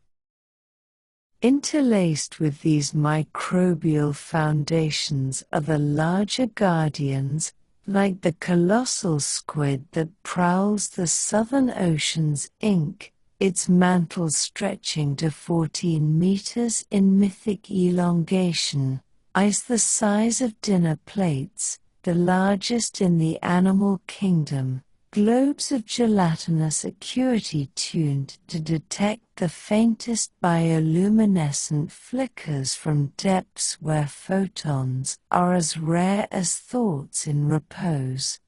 This leviathan, once dismissed as sailor's fancy but affirmed by hooked beaks washed ashore, hunts with arms fringed in rotating hooks that swivel like living barbs, ensnaring prey in a graceful grapple that echoes ancient kraken lore yet grounds in elegant survival, a diet of Patagonian toothfish snatched in ambushes, its body streamlined for jet propulsion bursts, siphoning water through a funnel like a whispered exhale propelling a leaf boat.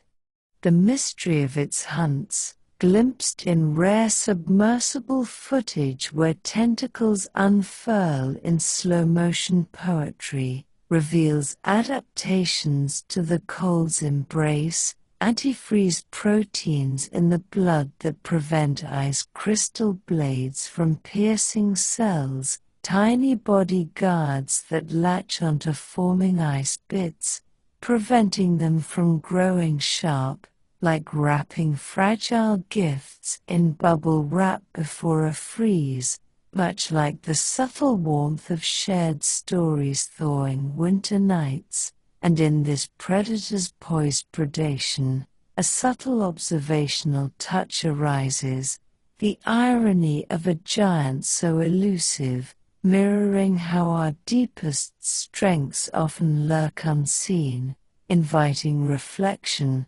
What colossal graces might coil within your evening unwind, waiting to extend in quiet command? Hooks swivel. They ensnare. They grace. Let this squid's shadowy ballet draw us toward the giant isopods that scavenge the abyssal plains, those armored isopods, relatives of the pillbug curling in garden soil, but here bloated to 1/2 meter, their segmented shells calcified against the pressure's unremitting press, like knights in forgotten plate mail patrolling silted battlefields. Bathynomus giganteus, with antennae waving like divining rods through the murk, endures months without food in torpid weights, their low metabolism a candle flickering in vast cathedral draughts, oxygen gleaned from sparse currents via gills feathered for maximal harvest. These detritivores, feasting on whalefalls, carcasses that sink like manna, seeding oases of bone and blubber where communities bloom in sequenced feasts, from hagfish burrowing in frenzy to later arriving crabs picking remnants, illustrate the deep's patient philosophy, where scarcity hones efficiency into art, a cycle that reassures through its rhythm. Even in famine's hush, abundance circles back, much as rest replenishes the spirit after wakeful labors, repetition in their opportunistic drifts reinforcing the theme of timely grace. Shells armor. They wait. They feast.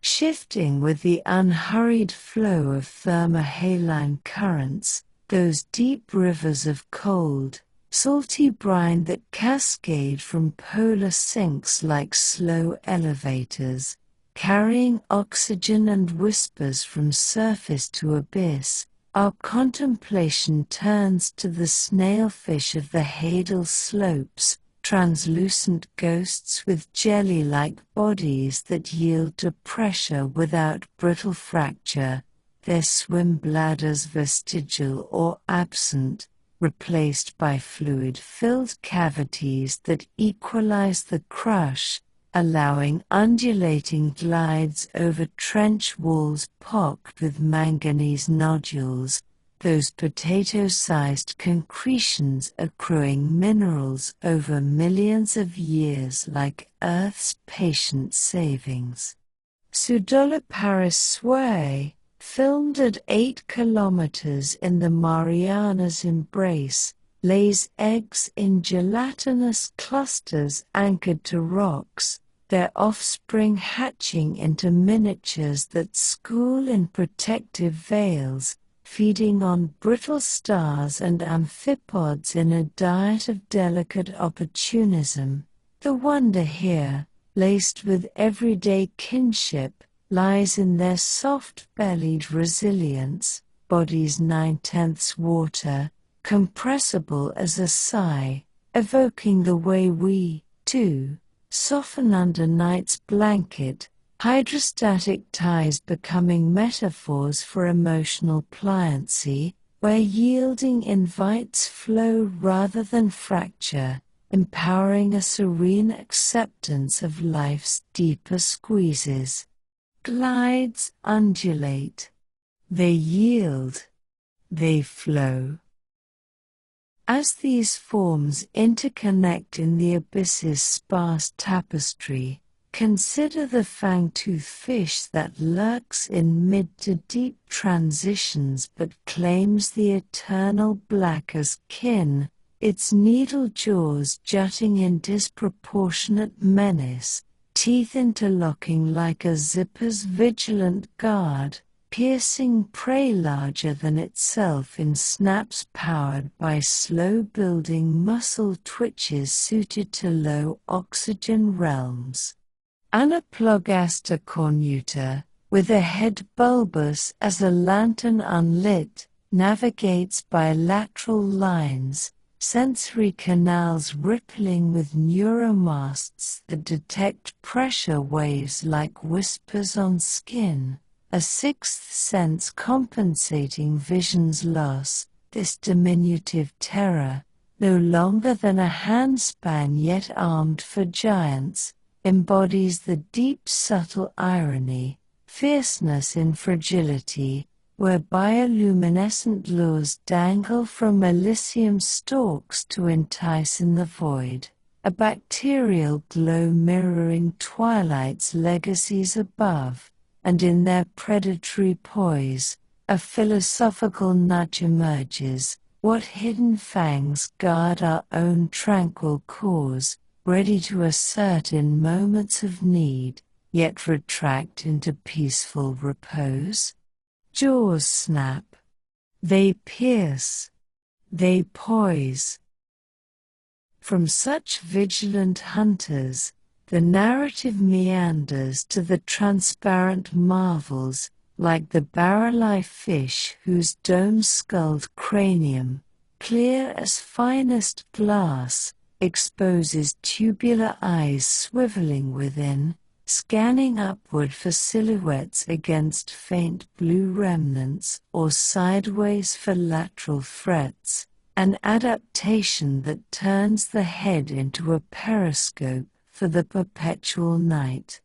Macropinna microstoma, drifting in Monterey Canyon's depths, feeds on jellies snared by pipe-like mouths, its ethereal form a ghost in the gloom, pressure-resistant fluids maintaining the dome's integrity like a snow globe untouched by thaw.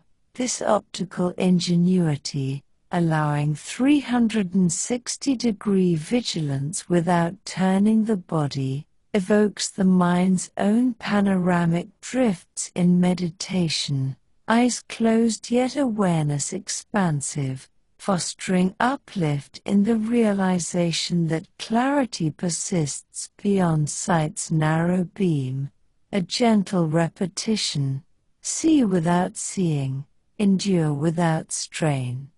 Domes scan, eyes swivel, clarity persists. Let the barrel-eye's gaze inspire a pause amid the cold's crystalline hush, where temperatures stabilize at 2 degrees Celsius, a uniform chill that slows metabolisms to crawls, conserving energy in realms where food falls infrequent as shooting stars. Here, the giant amphipods of the trenches balloon with gas-filled sacs for neutral buoyancy, their exoskeletons thin to avoid pressure's brittle kiss, scavenging in packs that echo wolfish loyalties translated to the brine. These Hirondelia higus, with legs jointed for seafloor scrambles, dismantle organic windfalls with mandibles grinding like millstones in the quiet, their communal feasts a ripple-sustaining bacterial blooms on the detritus, interconnecting the macro with micro in life's persistent web. And if you've ever huddled under covers against winter's bite, sharing warmth in silent company, you'll feel that shared human thread, the deep's guardians, in their clustered calms, whispering that solidarity softens the severest colds, inviting a rhetorical breath, In your own enveloping dark, what kinships might gather to guard the hush? Packs settle. They share. They soften. Repetition echoes in the abyss's uniformity, that vast plain carpeted in ooze, calcareous muds and silicious clays accumulating millimeters per millennium, a seafloor diary of planktonic ghosts from eons past, where sea cucumbers inch along like living bellows, their tube feet probing for nutrients in the silt, bodies aversible in stress to expel indigestible loads, a self-cleaning grace suited to the sparse.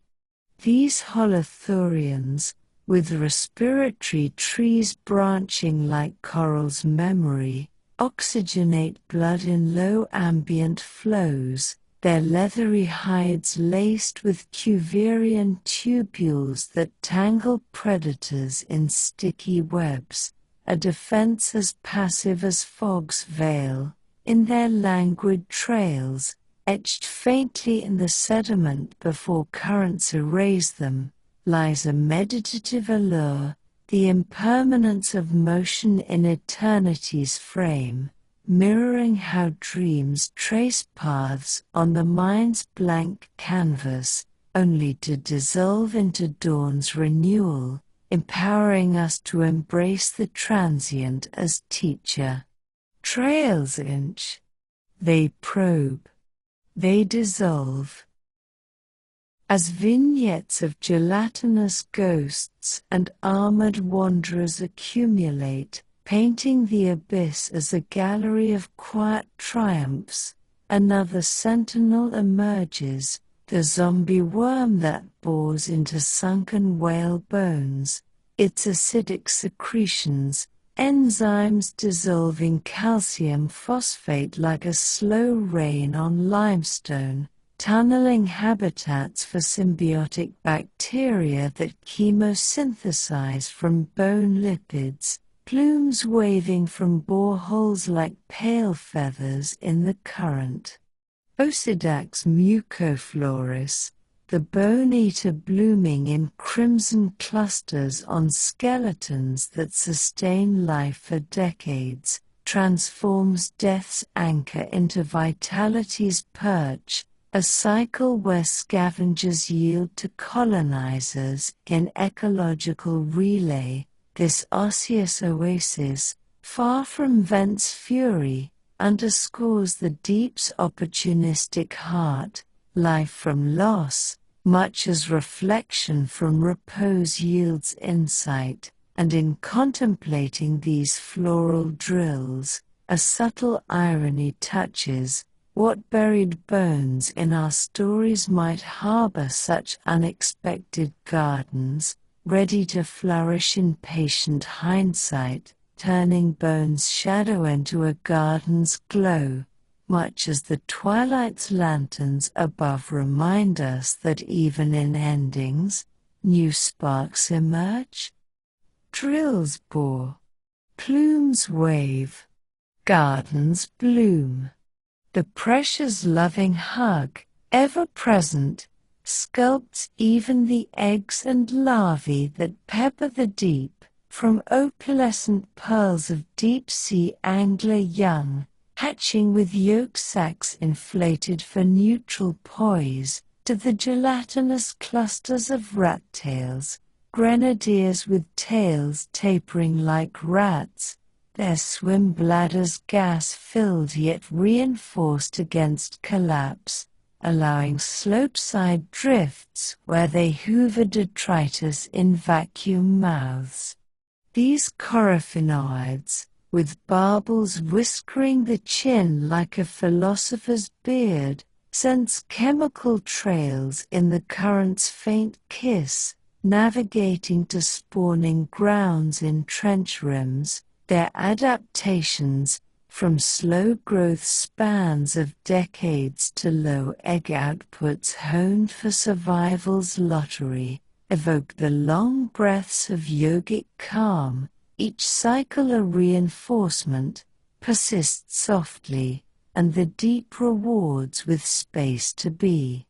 Eggs cluster. They hatch. They persist.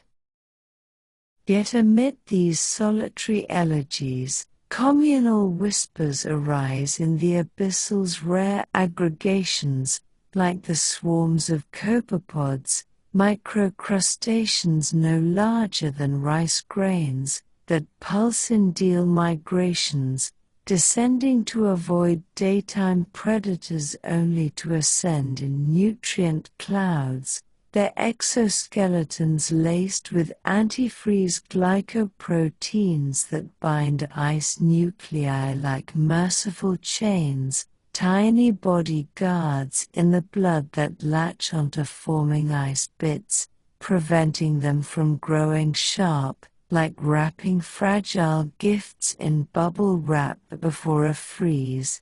These fodder for all, from filter-feeding sponges to opportunistic fish, bind the food web in unheralded threads, a ripple that fertilizes the ooze with fecal pellets sinking like mannas in verse.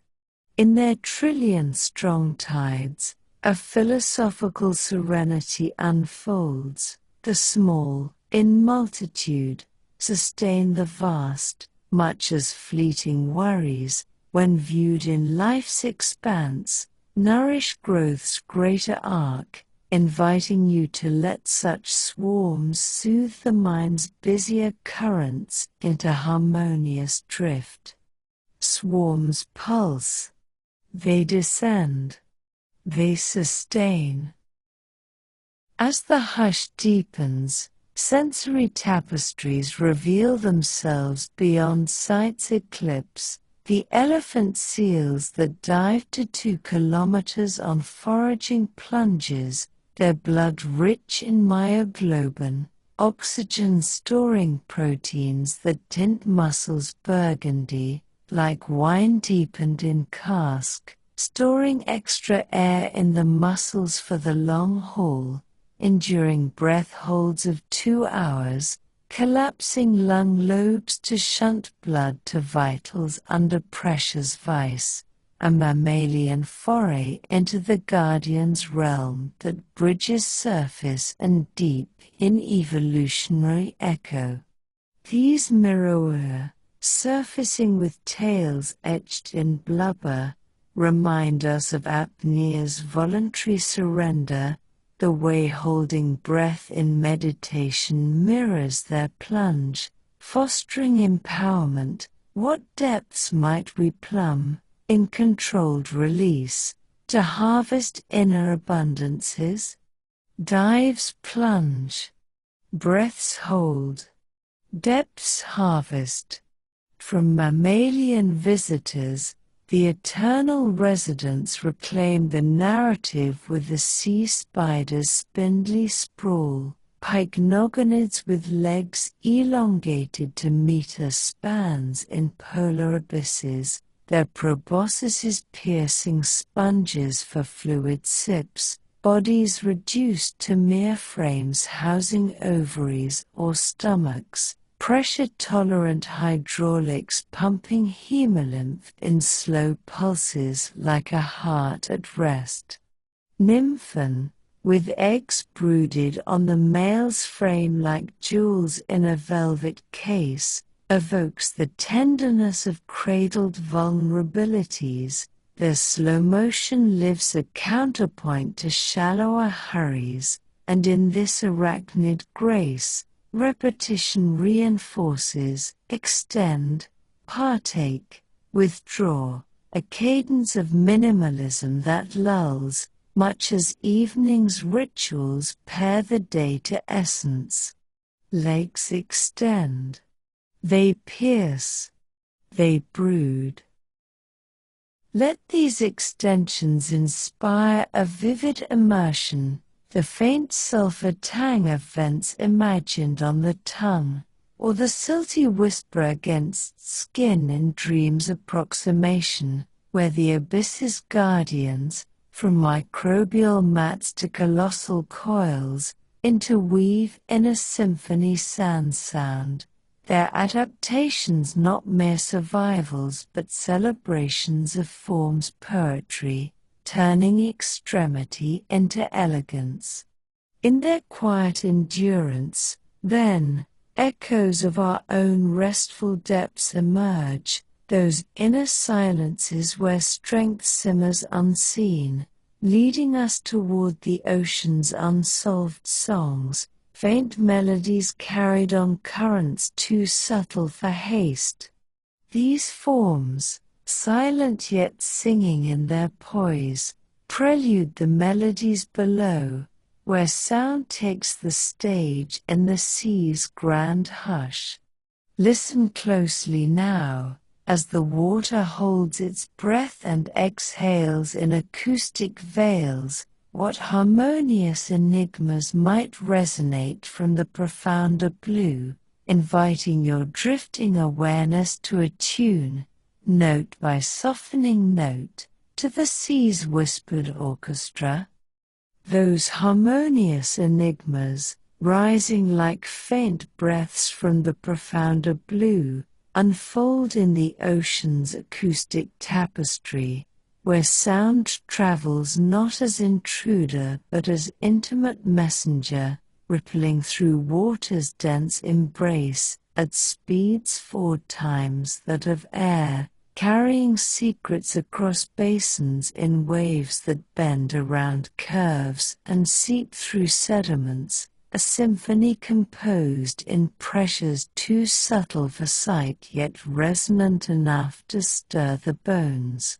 Here, in realms where visibility yields to vibration, the sea confides its unsolved songs through echoes and calls that have puzzled listeners from ancient mariners to modern hydrophonies. Those underwater ears, arrays of microphones strung like pearl necklaces along cables, capturing frequencies from infrasonic rumbles to ultrasonic chirps. Offering not riddles to unravel in haste, but invitations to ponder in peaceful attunement, much as the hush before a melody invites the ear to lean closer, fostering a gentle philosophy. In the unknown's murmur, fear dissolves into curiosity's calm, each tone a thread weaving the listener deeper into the web of wonder, where your own evening quiet might echo these submerged refrains, softening the edges of wakeful striving into dream's receptive flow. Let that murmur rise now, soft and inviting.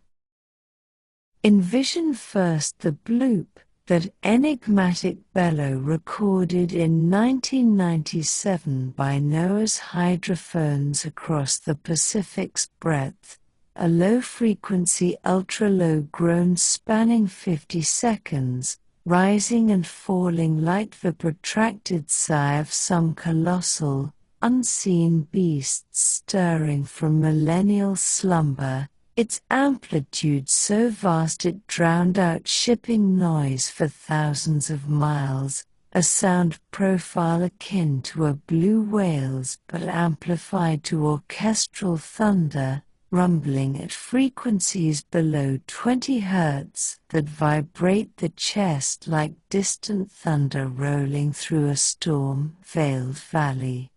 Scientists, poring over spectrograms those colorful maps of sound's anatomy, where pictures paint peaks and valleys once speculated hidden leviathans or seismic whispers, yet gentler explanations emerged, perhaps isoquakes, the cracking of bergs carving from Antarctic shelves, their fractures propagating through ocean waveguides like cracks in a vast pane of glass, channels that funnel low tones with minimal loss, turning geophysical sighs into global murmurs.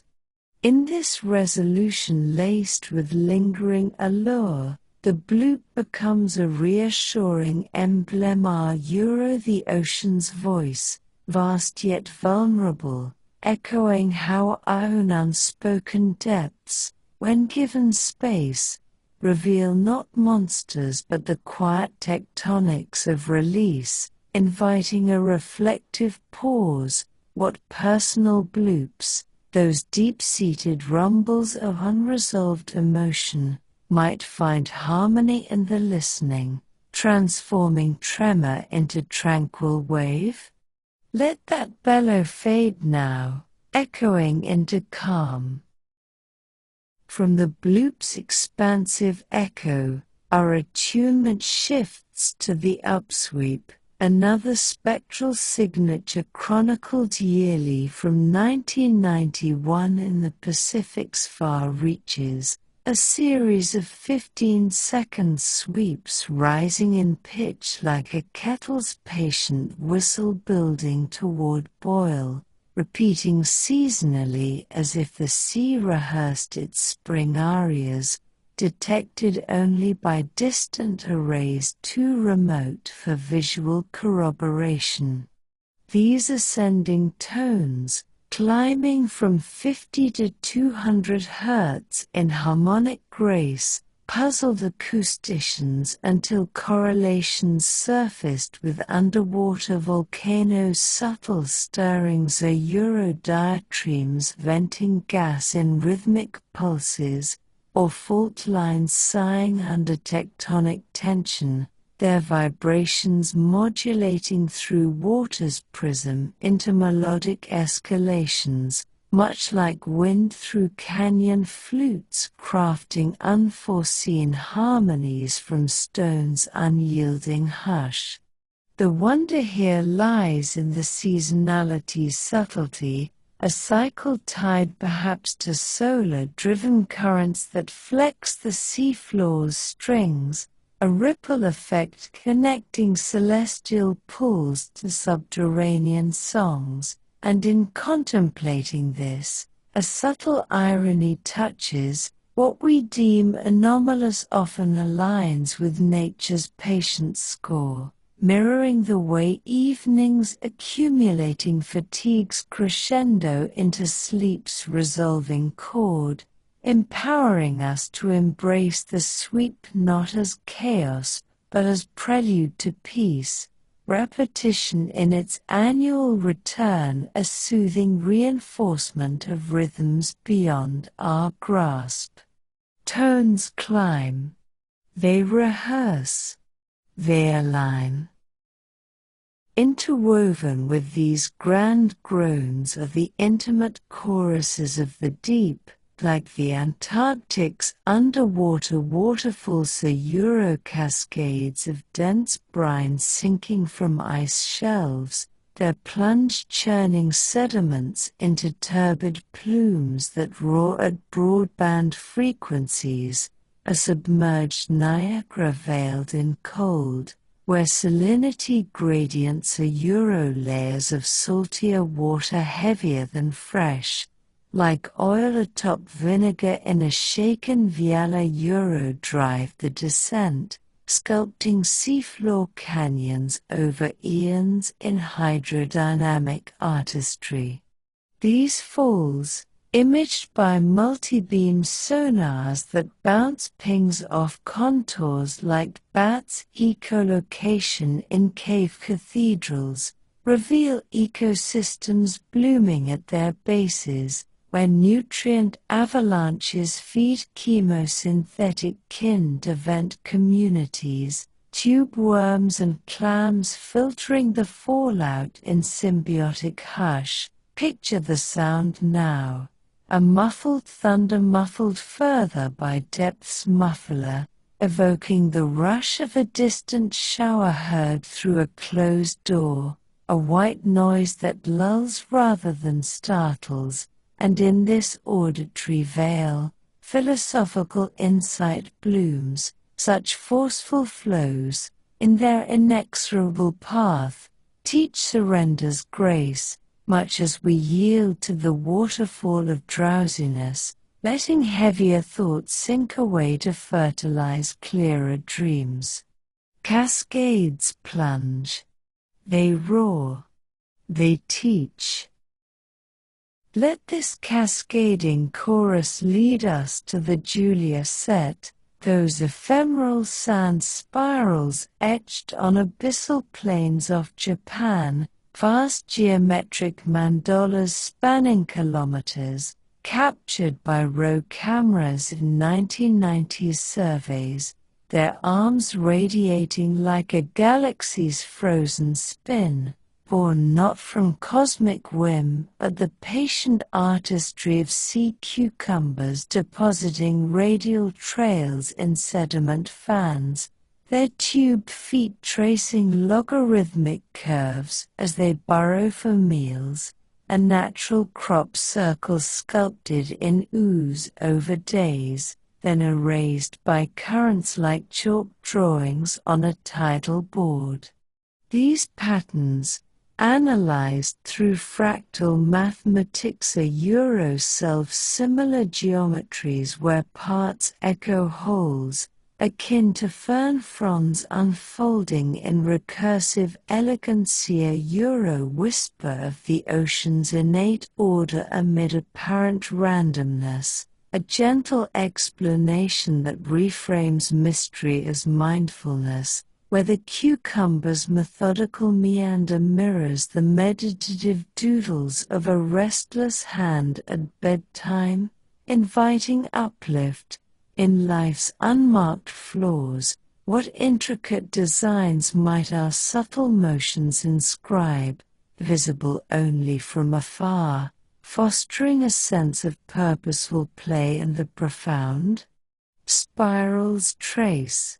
They radiate. They whisper.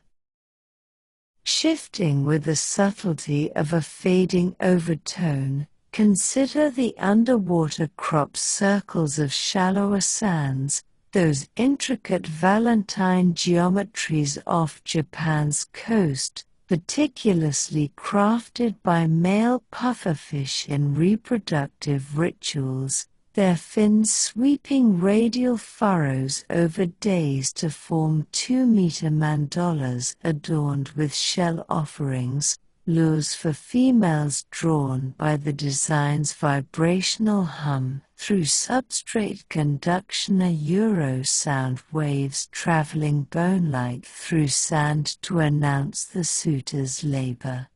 These white-spotted puffers, inflating not in threat but deflation in courtship's close, excavate with pectoral precision, each groove a calculated arc to channel currents into swirling invitations, a phenomenon unveiled by divers in 2013, transforming folklore's fairy rings into evolutionary poetry. The wonder, laced with relatable charm, lies in the fish's solitary devotion, a Euro night spent in ceaseless sculpting, only to court briefly before the tide reclaims the canvas, a Euro echoing the quiet crafts of human wooing, like letters folded with care or gardens tended unseen, and in this fleeting architecture, a reassuring motif emerges. Creation's value resides not in permanence but in the act's serene intent, repetition in seasonal redrawings, a rhythmic nod to renewal's gentle cycle. Furrows sweep. They invite. They renew. As these visual symphonies harmonize with sonic veils, our drift encounters the Bermuda Triangle's storied silences, that wedge of Atlantic where compasses falter and vessels vanish, reframed not as vortex of doom but a confluence of magnetic whispers and methane burps, where the agonic linear Euro that wobbly seam where the compass's magnetic north meets true north, like two paths converging in a foggy wood, confusing travelers with a playful twist. Euro confounds navigators with needle spasms, a declination dance explained as the planet's dynamo flux, iron core churning in convective ballets that nudge poles in millennial waltzes. Interlaced are seafloor seeps of frozen gas hydrates. Methane cages of water and gas, unstable under pressures lift, erupting in bubble plumes that slash buoyancy for passing ships, turning steel to sudden sinkers like stones in a bubbling brook. These enigmas, mapped by side-scan sonars that paint seafloor reliefs in grayscale tapestries, invite not dread but awe at the triangle's layered Laria Euro from Columbus noting compass quirks to modern GPS dispelling ghosts. Euro philosophically underscoring how anomalies, when unraveled, reveal the sea's impartial physics, much as bedtime fears, examined in moonlight, dissolve into the ordinary's embrace, empowering tranquil navigation through night's own triangulated unknowns. Lines wobble, bubbles erupt, ghosts dispel.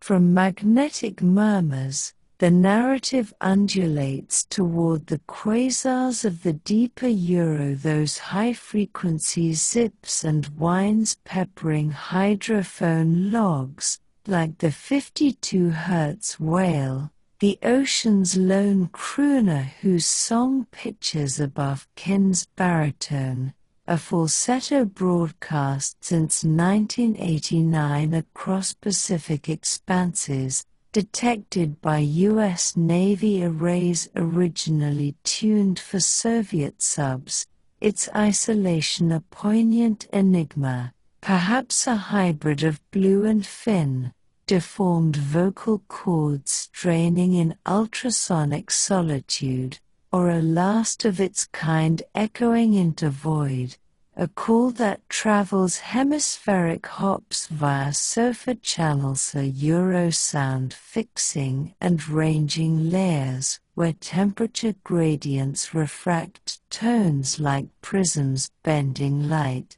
trapping them in deep sound ducts for global relay. This bioacoustic outlier, nicknamed the loneliest whale, evokes the faint radio static of distant stations tuning in the night, a shared human ache for connection amid vastness, yet in its persistency a Euro decades of unwavering refrain. A Euro lies uplifting resilience, songs sung true, even unheard, ripple onward, fostering quiet insight that our own off-key moments contribute to the world's polyphonic hush, a gentle repetition, call forth, and the blue carries, whether answered or not. Let that falsetto fade now, echoing softly into the blue. Songs call. They ripple. They persist. Let the 52 Hz lament inspire a sensory immersion, the imagined thrum vibrating through water's bulk modulus. Euro its resistance to compression, allowing sound to propagate with crystalline clarity, like whispers amplified in a hall of mirrors. Euro where dolphin clicks etch three-dimensional maps in echolocation artistry, their melon heads focusing beams into 20 kHz pulses that bounce back as portraits of prey, a natural sonar suite that paints the dark in acoustic hues. These odontocetes, From bottlenose orchestras to sperm whales, codas a Euro-patterned click trains closing hunts like musical fermentas a Euro interconnect pods across oceans, dialects varying by region like accents in a global chorus, their mysteries in dialect drift a nod to cultural evolution underwater, reassuring in their social weave, even in the profound. Kinship resonates, much as bedtime stories bind generations in shared cadence, inviting a rhetorical whisper. What echoes of your lineage might pulse in the quiet, linking past to present in unbroken tone? Clicks etch. They map. They bind. Repetition builds in the sea's persistent hum, the omnipresent 50 Hz drone from shipping Lanisa Euro, a man-made baseline underscoring nature's notes, like urban glow-tinting starfields a Euro yet pierced by purer strains, such as the Antarctic's ice song, crevasses groaning in harmonic series as shelves flex under solar swells, their flexures propagating as Rayleigh waves through brine, a seasonal serenade that lulls Weddell seals into drifts. These flexural acoustics, modeled in finite element simulations are Euro-computational meshes that predict vibrations like strings on a harp. A Euro reveal how climate's warming quickens the tempo, a subtle shift from largo to allegro, philosophical in its implication. The ocean's voice, attuned to Earth's fevers, calls us to listen not in alarm but in attunement, where change's cadence invites adaptive harmony, empowering the spirit to harmonize with flux. Hums persist. Songs groan. Harmonies shift. As vignettes of vocal veils accumulate, painting the sea as an oral archive of the anomalous and the attuned, another enigma surfaces, the drowned town of Yonaguni, off Japan's southern fringe, where submerged terraces and ziggurats are Euro-carved basalt steps plunging 30 meters, aligned with solstice suns. A Euro-spark debates of lost civilizations or natural fractals, wave-cut platforms sculpted by Pleistocene typhoons in jointed rock, their right angles a geological slight born of tectonic cleavage, like bookshelves hewn from cliff faces by relentless chisel. Divers tracing these ruins in current-swept silence hear only the bubbles hush, yet sonar surveys a Euro multibeam echoes mapping in bathymetric blues. A Euro affirm the formation's antiquity, some 20,000 years etched by sea levels rise post-ice age, a relic not of Atlantis but of exposure's patient erosion.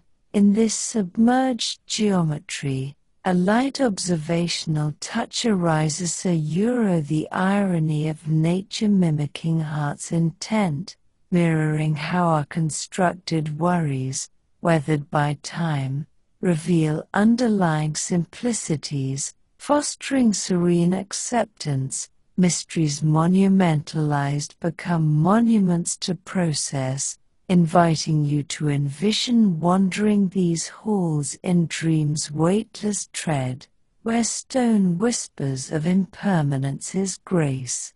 Steps carve. They align. They erode.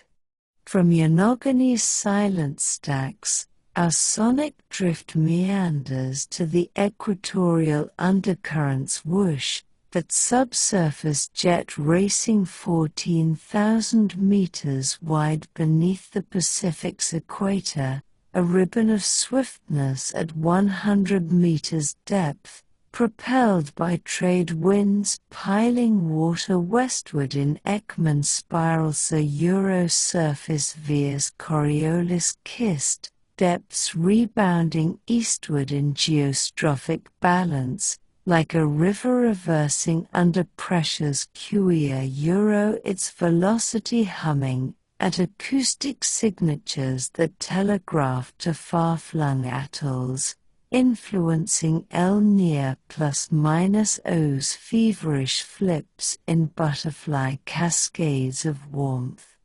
This hidden highway, traced by current meters moored like patient sentinels, ferries nutrients in turbulent wakes, seeding phytoplankton blooms that tint the blue with emerald veils, a ripple underscoring the ocean's circulatory wisdom, flows unseen sustain surfaces seen, much as subconscious currents propel conscious calms, repetition in equatorial fidelity, a rhythmic anchor amid seasonal shifts.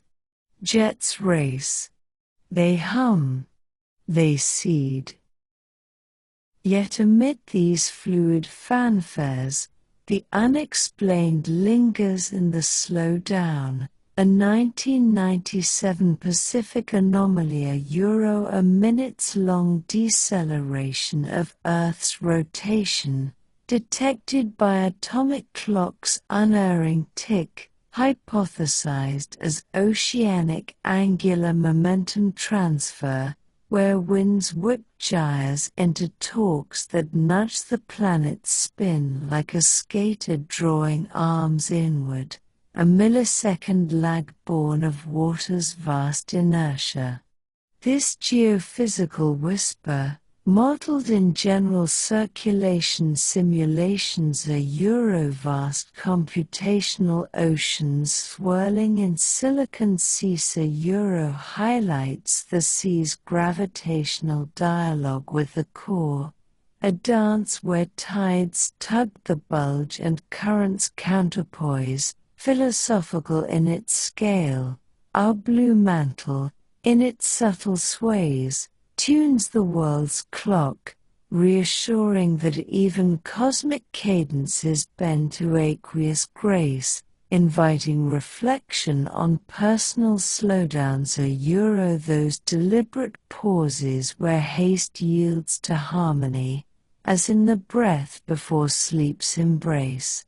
Spins slow. Thoughts nudge. Clocks tune.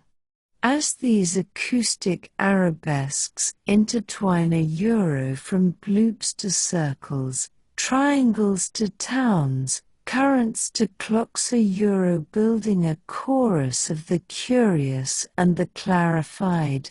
The ocean's subtle symphonies reveal themselves as invitations to deeper listening, where enigmas, whether ices crack or fishes fan, foster not fragmentation but unity, each note a ripple linking the listener to the whole in interconnected hush.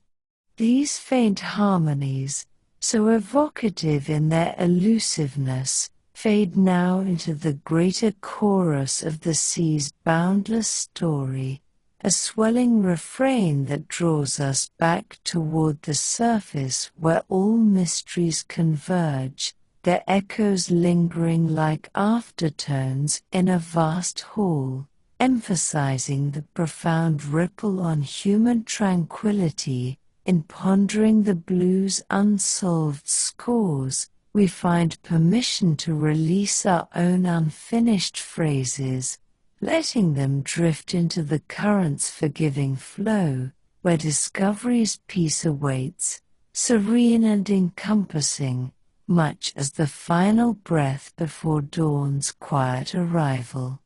And so, with these symphonic whispers softening into ambient embrace, What broader implications might these ocean odes hold for the soul adrift, ready to surface in reflective renewal, tying depths to shallows in one luminous whole? Let that chorus swell now, fading into whole. Those broader implications, surfacing now like the first light tracing the horizon's curve after night's deepest vigil, reveal the ocean's odes not as isolated refrains but as a grand, unifying composition that cradles the human spirit in its vast, resonant arms, tying the shallow's shimmering dances to the abyss's silent guardians in one luminous whole, where every wave, glow, and echo speaks to our shared capacity for wonder, inviting us to release the fragments of the day into this endless blue, much as a river meets the sea and loses its name yet gains infinity. In pondering these mysteries from the surface's gentle currents that sink with our breaths to the deep's unyielding poise under pressure's embrace we glimpse the ocean's quiet role as Earth's steadfast companion, absorbing not just heat and carbon but the very worries that weigh upon us, transforming them through interconnected flows into the serene stability that allows life, in all its forms, to flourish and unfold, a philosophical mirror held to our own evenings, where letting go becomes not loss but the gateway to renewal, fostering that peaceful discovery where the soul, adrift no longer, finds its harbor in the hush. Let that surface rise now, light and unifying. Envision, then, the ocean's profound partnership with the atmosphere, a silent dialogue where surface waters drink in the sun's excess warmth like a vast, evaporative sponge, distributing it poleward through gyres and thermohaline rivers those deep conveyor belts of cooled brine sinking in polar sinks, resurfacing centuries later in equatorial upwellings, a global thermostat that tempers fevers and chills with impartial grace, much as a deep inhale draws in the day's tensions only to exhale them diffused into the night air. This meridional overturning circulation, often called the global conveyor, ferries dissolved gases and nutrients in balanced exchange, oxygenating the deep while sequestering carbon in abyssal vaults, where phytoplankton blooms those microscopic meadows tinting the blue with fleeting green fix atmospheric CO2 through photosynthesis's gentle alchemy, sinking it layer by layer into the sediment's embrace, a ripple effect that has buffered climates since the Cambrian's dawn, when early seas cradled the first sparks of complex life. In this exchange, explained simply as density-driven flows where salt and chill make water heavy enough to plunge, like autumn leaves settling in a still pond, lies a reassuring uplift. The ocean, covering 70% of our world, absorbs 90% of excess heat from human endeavors, a selfless guardianship that invites us to mirror its patience, releasing our own accumulated burdens into the flow of rest, where what sinks finds purpose in the greater cycle, empowering a sense of shared stewardship that soothes rather than overwhelms, repetition in its millennial churn a rhythmic affirmation of endurance's quiet power. Flows ferry. They balance. They guard. From this climatic cradle, our reflections lap toward the ocean's gift to mindfulness, how its mysteries euro those bioluminescent lanterns flickering in twilight hush or acoustic enigmas resonating through sound ducts euro serve as meditative anchors, drawing the mind from fragmented haste to the interconnected present, much like the steady lap of waves against a midnight shore that erases footprints in the sand, leaving only the essence of being. Consider the practice of blue mind, that serene state evoked by water's proximity, where studies gentle inquiries blending neuroscience and psychology reveal how ocean vistas quiet the default mode network, that brains wander prone to rumination, shifting focus to sensory immersion, the salt-kissed breeze on skin, the horizon's infinite line-easing perspectives pinch, a phenomenon rooted in evolutionary echoes, where our ancestors found solace in coastal refuges, the sea's rhythms sinking heart rates to theta waves, those languid pulses of creativity and calm that prelude sleep's velvet threshold. In contemplating the Sargasso's patient eels or the pufferfish's mandala labors, we practice this attunement, their unhurried odysseys mirroring how mindfulness untangles the knots of overthought, inviting rhetorical whispers. What shallow drifts in your daily tide might yield to deeper observation, transforming fleeting worries into waves that crest and recede without residue? Here, the ocean's enigmas become tools for tranquility, their unresolved grace a reminder that not knowing fosters presence, where the 52 Hz whale's solitary song, echoing unheard yet true, empowers us to voice our inner refrains without demand for reply, fostering quiet insight that true harmony arises not in resolution, but in the singing itself, a poetic flourish that ties the script's vignettes into a cohesive lullaby for the soul. Anchors draw. Minds quiet. Presence blooms. Let this mindful merging draw us to vignettes of renewal, where the ocean's cycles echo sleep's restorative arc, from the daily vertical migrations of lanternfish ascending in trillion-strong clouds to fertilize surface blooms, a nocturnal nutrient rain that greens the dawn, to the seasonal pulses of krill swarms under Antarctic flows, their bioluminescent pulses syncing with ice's melt to seed the food web's chain, each phase a surrender and resurgence much like the body's glymphatic flush in slumber, the brain's nighttime cleanup crew where fluid waves sweep away the day's mental clutter, like a gentle tide rinsing beach sand, restoring clarity for the morrow.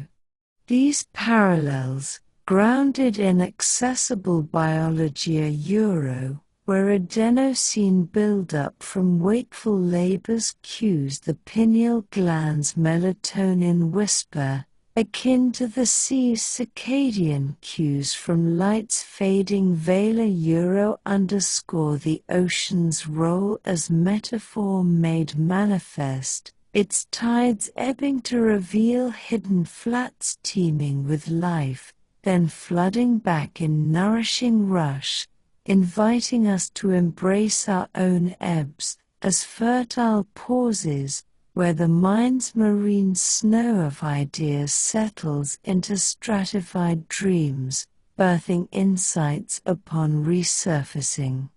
In the kelp forests sway or seagrass meadows purifying grasp, we see this mirrored, carbon sponges absorbing excess, roots anchoring against erosion's pull, a resilient weave that reassures through everyday kinship. If you've ever watched a stream polish stones smooth over seasons, or felt the post-storm clarity after rain's catharsis, you'll sense that shared rhythm, the way the ocean teaches release as replenishment, repetition of cyclic motifs building a cadence that lulls the listener deeper, empowering the realization that sleep, like the sea, is not escape but essential immersion, where mysteries dissolve into the whole serene embrace.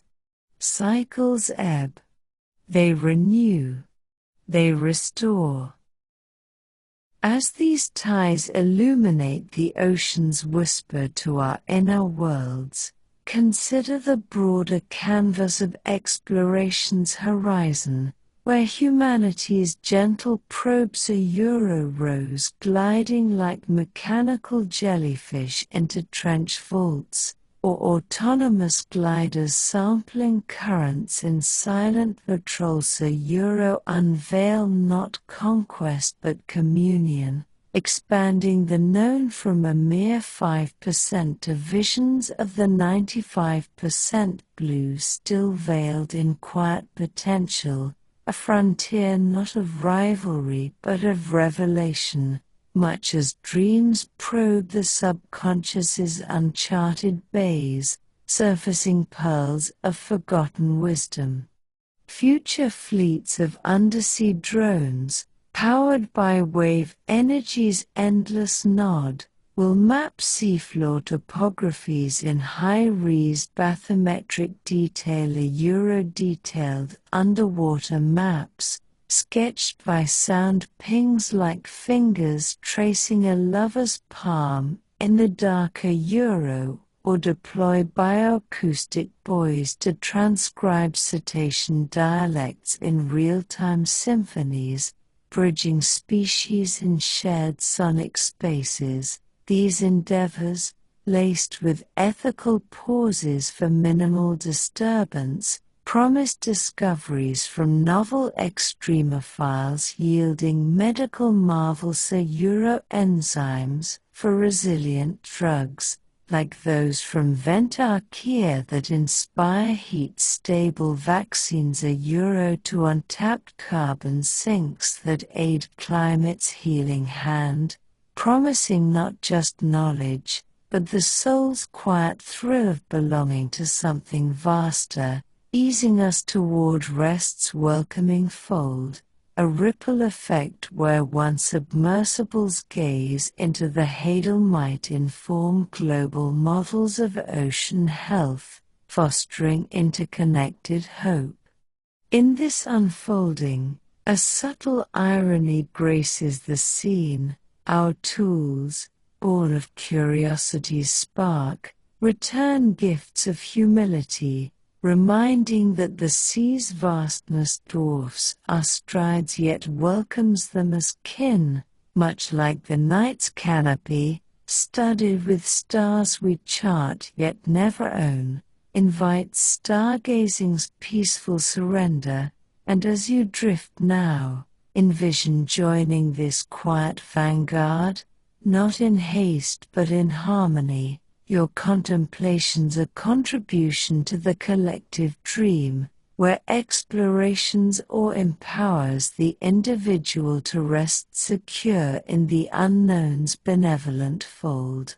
Probes glide. They unveil. They connect. Shifting with the unhurried grace of a current rounding a cape, let us linger on the ocean's legacy for emotional tides, how its mysteries are rogue waves curling from interferences, chance ballet or mirages bending light in illusory paths, a model resilience amid caprice, teaching that chaos, when viewed from afar, resolves into patterns of profound beauty, much as a fretful mind, observed without judgment, unwinds into clarity's calm.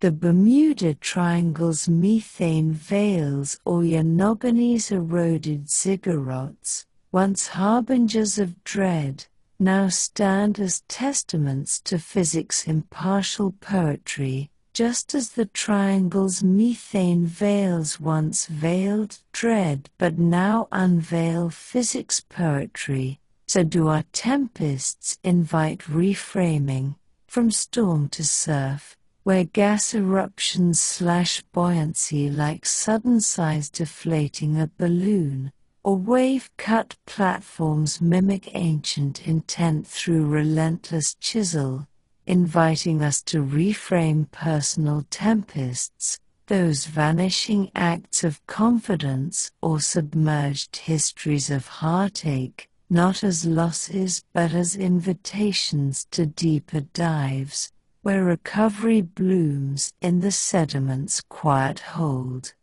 This reframing, rooted in cognitive parallels, where exposure therapy mirrors the submersible's plunge into fear's domain, emerging with mapped mastery, empowers a gently philosophical stance. The ocean's enigmas, in their dissolution, affirm that vulnerability is the vessel for strength, repetition of ripple motifs reinforcing how one wave's caper influences the shore's subtle sculpt, just as a single evening's reflection reshapes the morrow's flow, fostering serene acceptance that life's mysteries, like the seas, are not to be solved but surfed, each crest a cue to lean into the ride with trusting poise. Tides model. They reframe. They empower. From emotional equanimity, our vignettes crest toward the ocean's inspirational breath for creativity's tide, where the twilight zone's lanternfish discos or comb jellies prismatic trails spark the artist's muse, their fleeting illuminations akin to the eureka flashes that pierce the fog of blocked flow, turning void into vivid canvas. Writers and composers, from Melville's Leviathan-haunted prose to Debussy's La Mer evoking wave-woven symphonies, have drawn from this blue repository, its vastness a metaphor for the infinite within, where the colossal squid's elusive coil inspires narratives of hidden depths, or the Sargasso's floating forest seed tales of nomadic souls finding rootless home. These borrowings, laced with wonder, remind that the sea's unsolved songs are the upsweep's volcanic whistle or the 52 Hz's lone aria fuel innovation's fire, much as a walk along the strand loosens the tongue's knots, words washing up like seashells in the surf. In this creative confluence, a light observational touch arises, the irony of the deep's darkness birthing light's legacy, mirroring how repose's blankness precedes dawn's inspired rush, and in envisioning your own dreams as abyssal explorations, feel the empowerment of untapped reservoirs, where the ocean's 95% unknown becomes a boundless palette, repetition of discovery's motif a soothing mantra, delve softly, and abundant surfaces, serene and self-renewing. Muses spark, ideas crest, canvas fills.